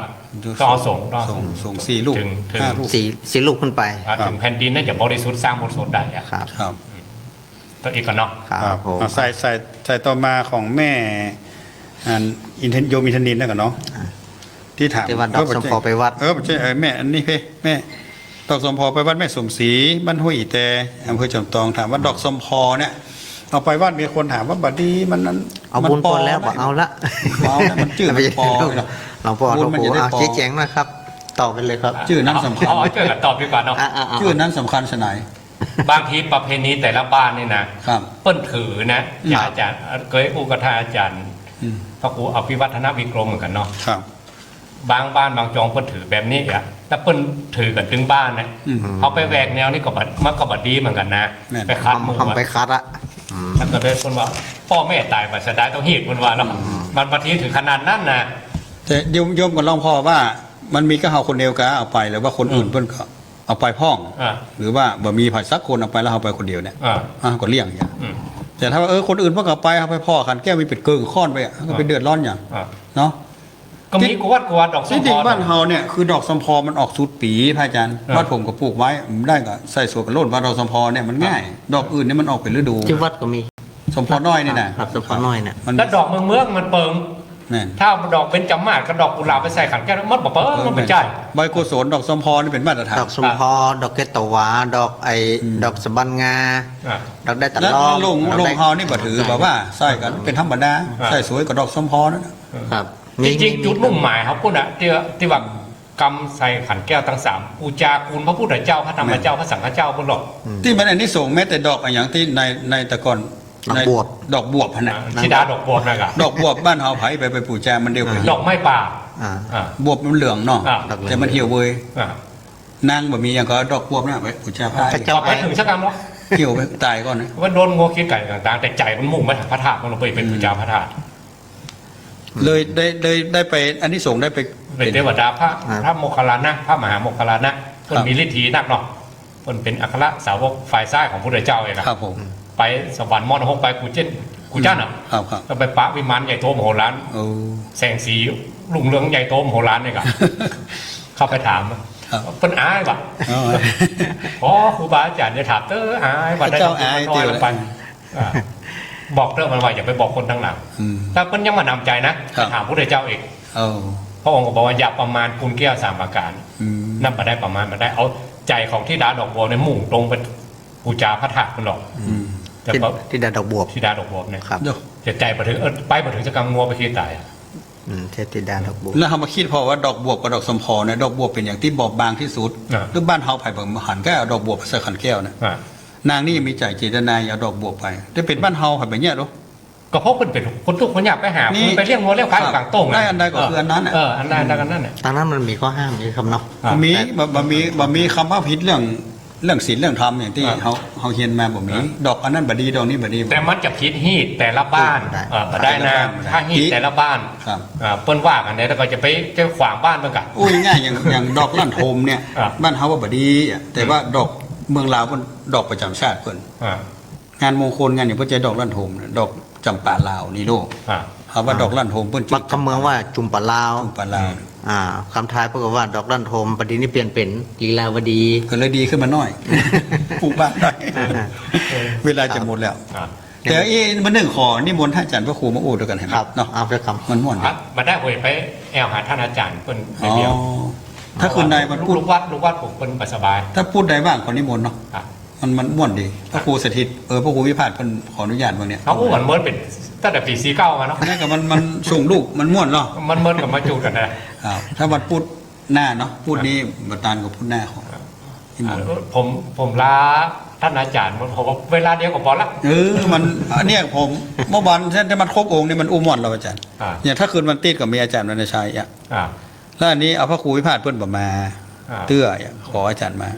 เดี๋ยวไปครูลูกพี่อ่ะ บ่มาครูหลายเตื้อละ อันนี้มนลาครับเนาะเวลาจะ ลาละเขาอ่านถ้าอาจารย์เป็นแขกมาใหม่หรอกลากัน ตัวเก่านั่งกลางท่าน ก็ขอขอบคุณกับครูบาอาจารย์พระสงฆ์องค์สังฆเจ้าที่ฟังรายการเนาะแล้วก็ญาติโยมสถานต่างหลายที่ได้ฟังในวันนี้ก็พบปะกันใหม่ๆเนาะหลายมื้อลำได้ปะกัน สิ่งที่ได้อู้ได้จ่าได้สนทนาธรรมกันไปอาจจะ